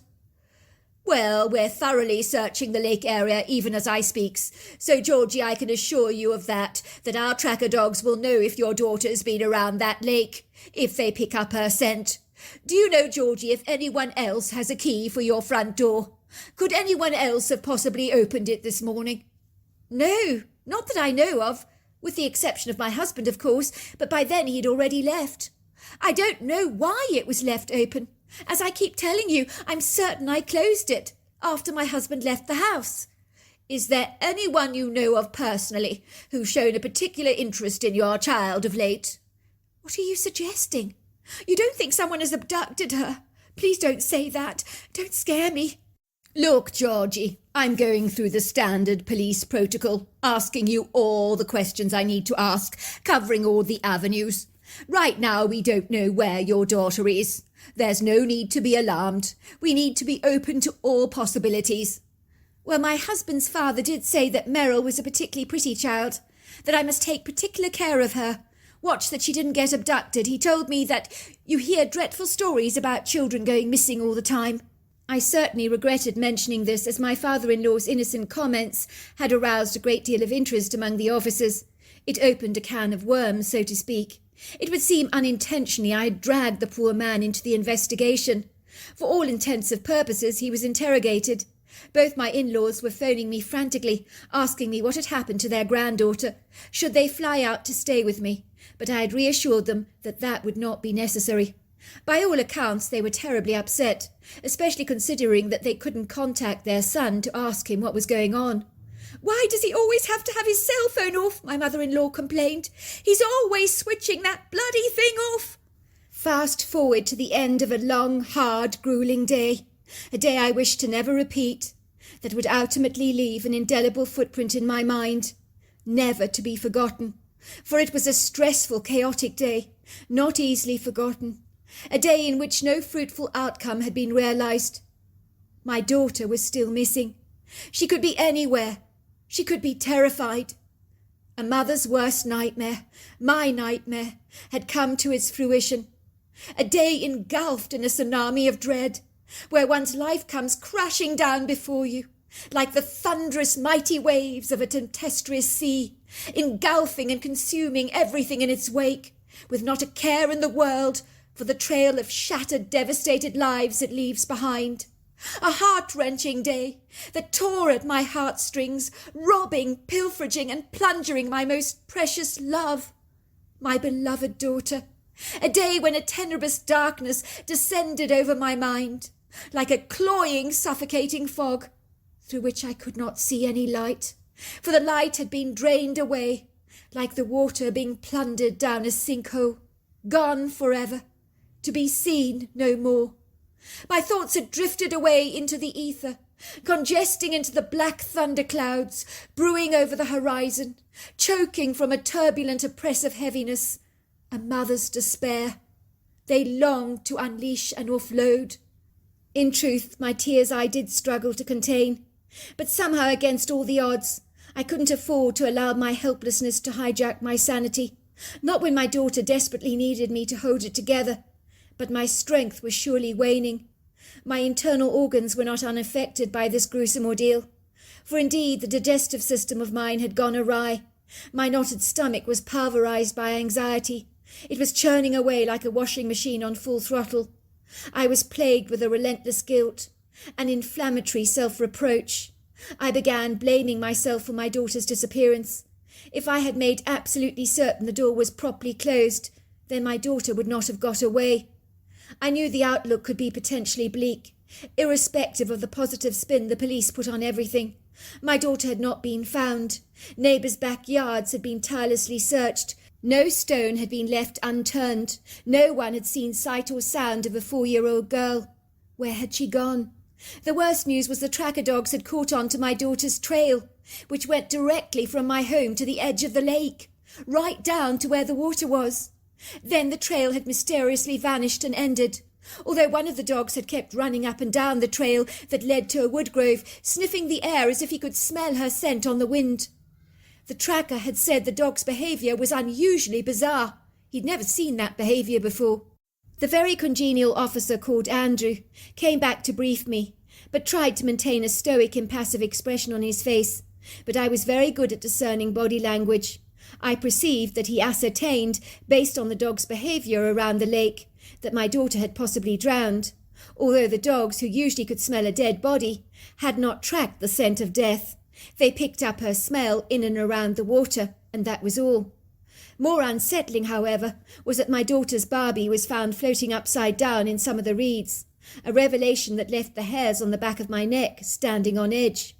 Professedly, they were going to get police divers to scan the lake in the morning, and right now I was too benumbed to allow myself to think beyond the static point in the investigation, for if I dare meditate on this any more, I would almost certainly not be able to hold it together. I was barely making it already. I was crumbling at the knees like a dilapidated building, beginning to fall apart with perfunctory, slipshod foundations that were more than a little hit and miss, I'm sorry to say. The worst part of it all was no one, not even the police, had been able to get in contact with my elusive husband. Where was he? I'd got a brief SMS saying, "Love you, sweetheart. Utterly exhausted. Can't speak. Hectic day. Phone you in the morning." I didn't even have my husband's shoulders to cry on. I was all alone. That lovely, kind man, Sean, who had helped me so diligently during the course of the day, along with his charming wife, Patricia, had gone beyond the call of duty. They had generously offered to stay over at my house to keep me company, fearing that my being alone on my own would not serve my best interests favourably. I didn't agree. I wanted to be on my own. People would crowd me. I definitely needed my space. Patricia had made me a casserole that remained in its pot cold in the fridge, untouched and unconsumed.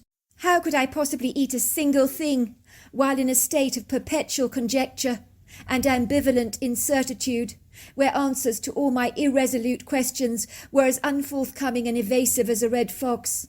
I knew a glass of white wine could steady my already jittering nerves. That was the only thing that could work for me.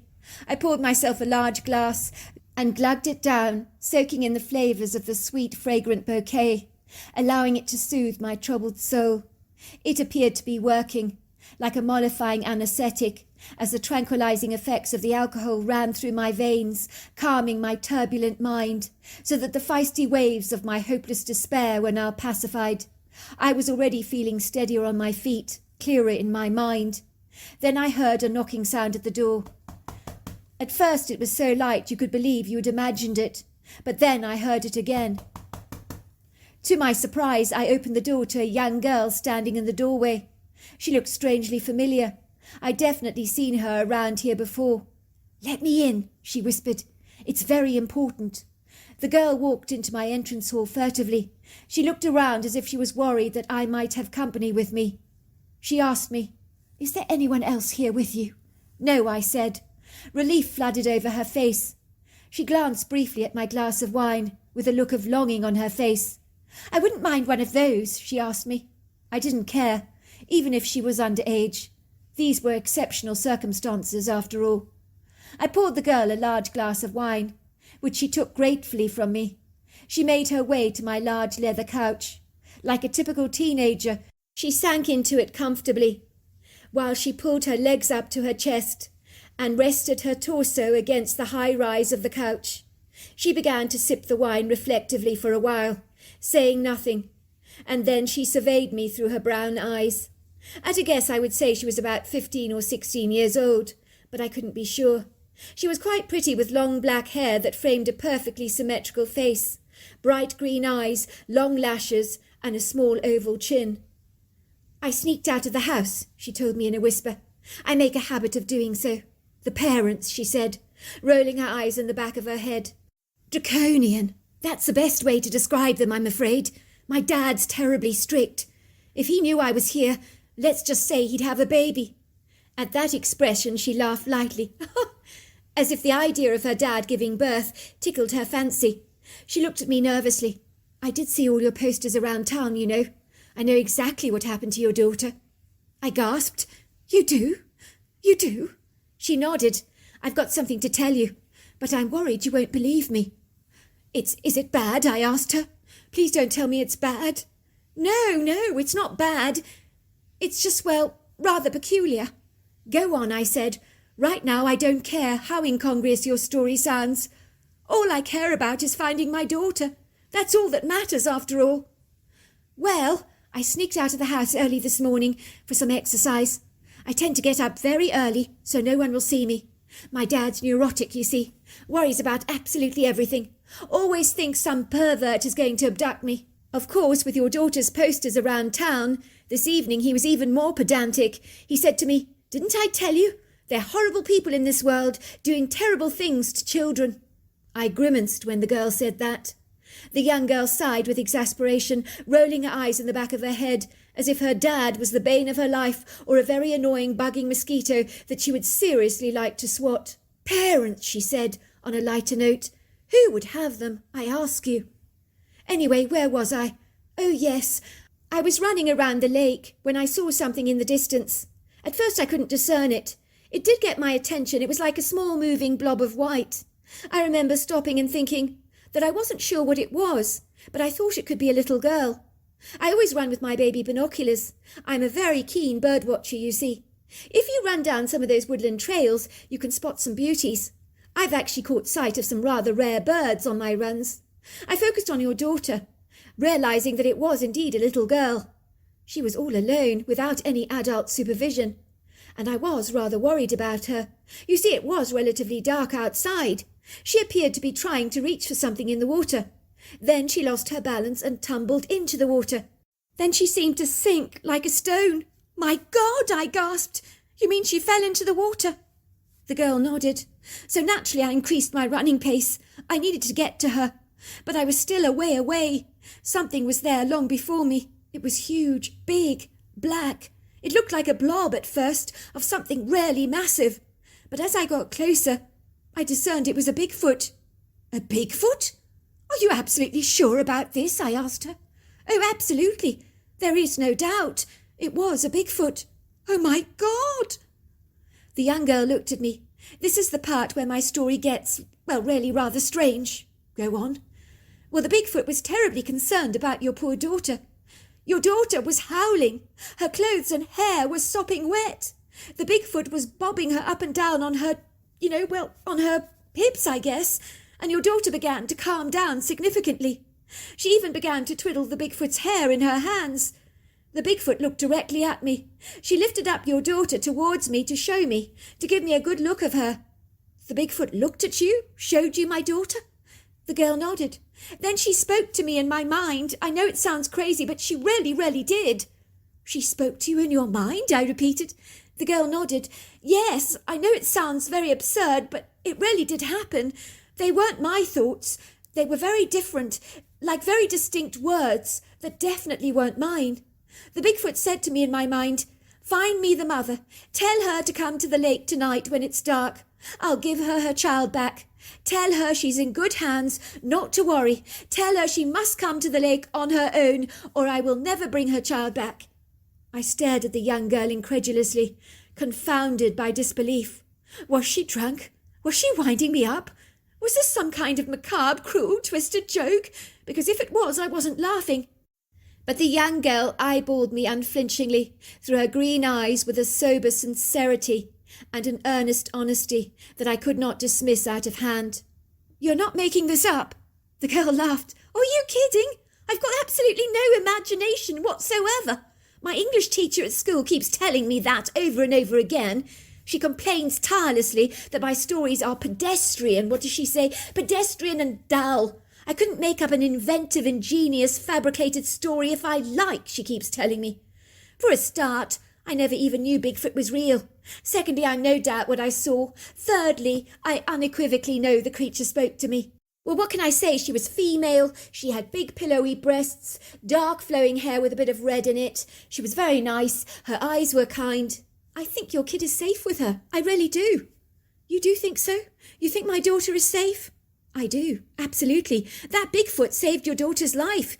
She would have drowned if that Bigfoot hadn't rescued her. In truth, I must confess I'm not sure I'd have been able to save her myself. I can't swim, you see. I'm rather afraid of the water. If it wasn't for that Bigfoot, your daughter would be dead, without a shadow of a doubt in my mind. But she's not. I would come with you. To the lake, I mean. But the creature insisted you went alone.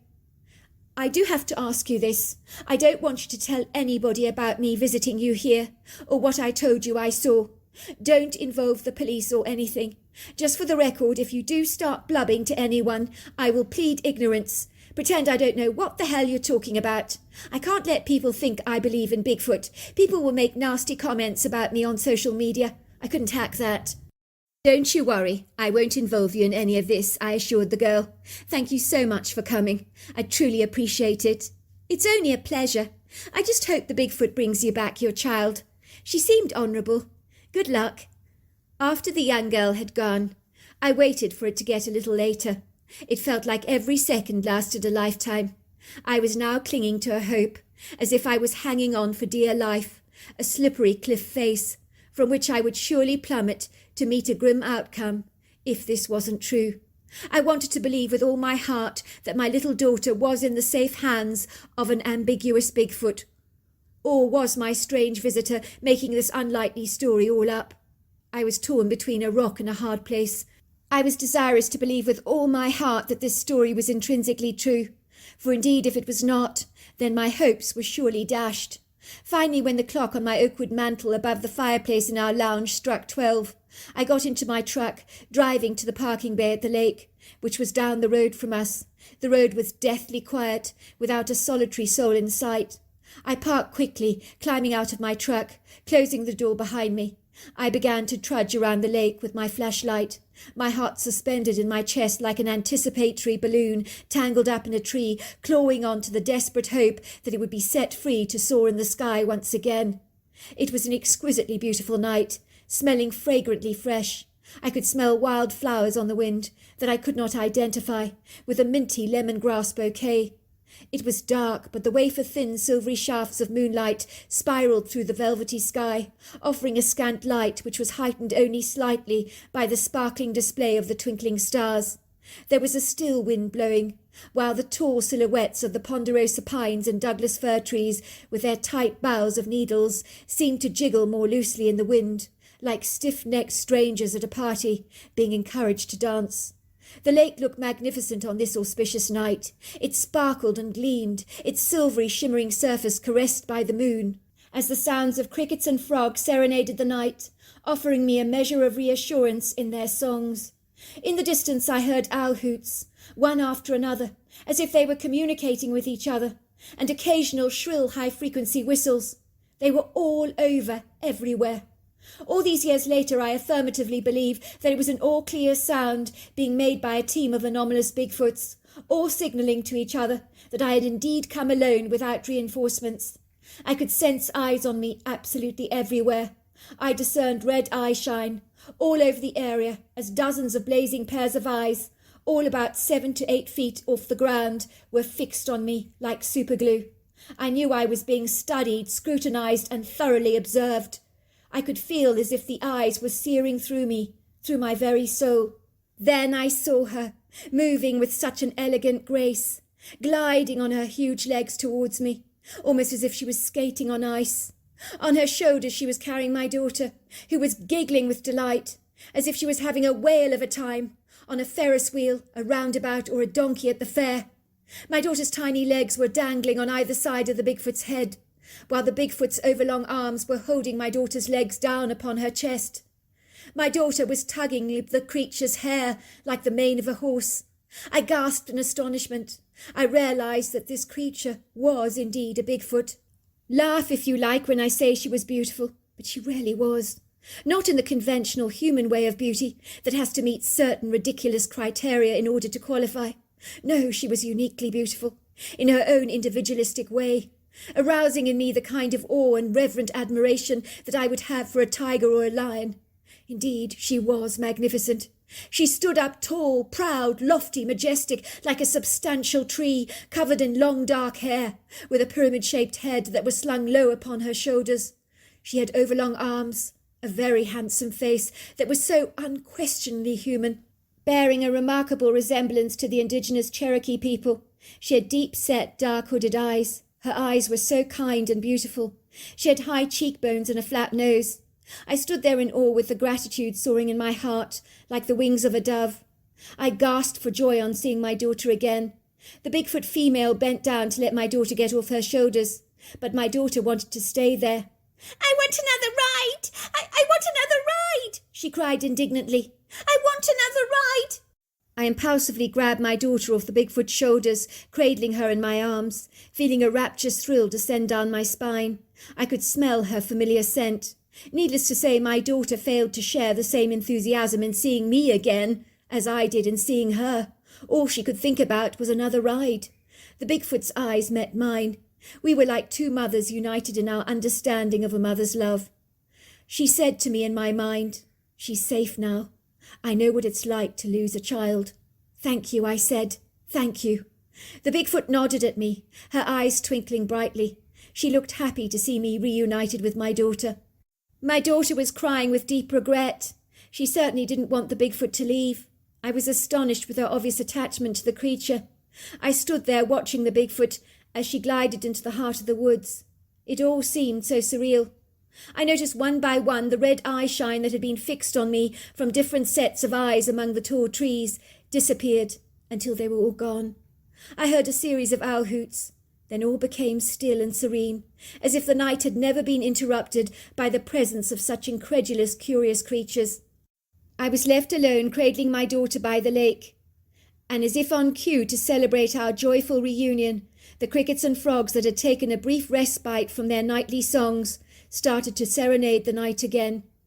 To cut a long story short, when my daughter returned home, she was right as rain. All I could get out of her was that the bear lady and her children were terribly nice. They played lots of games together and ate sweet berries. The bear pulled her out of the water after she fell into the lake to rescue her Barbie. Of course the police interviewed my daughter, but they were also told about the nice bears, so didn't quite comprehend what had happened to my daughter. I was not about to reveal the true story to them. As for my husband, I decided not to inform him about my daughter's disappearance until after he returned home. Ironically, he phoned me the very next morning, bright and early, to ask me if all was well. I told him things could not be better. I was to learn later that my husband had left his coat on the hook in the hall and quickly returned to retrieve it. He believes he possibly had not closed the door behind him. So my husband was the one who was responsible for all this drama. To this very day, I am very good friends with Sean and his wife Patricia, who offered me so much help during my search for my daughter. The girl who told me about the Bigfoot is called Tonya. We are both very good friends to this very day. To date, we have both kept our Bigfoot story secret, until now in this anonymous forum, where it is a privilege to share our story with you and your listeners. But as you can appreciate, I would like very much to leave time, places and dates off the radar. So there you are. That's my story. Well, hello there. I hope you enjoyed the Omnibus edition. We've got many more coming our way for you to listen to. Sending you love wherever you are in the world, in North America, Canada, Kenya, wherever you may be. I send you lots and lots of love. Thank you for listening to my Omnibus, and I really do hope you enjoyed it, because that's the whole idea about it, is to give you some interesting stories to listen to. So until next time, goodbye and good night.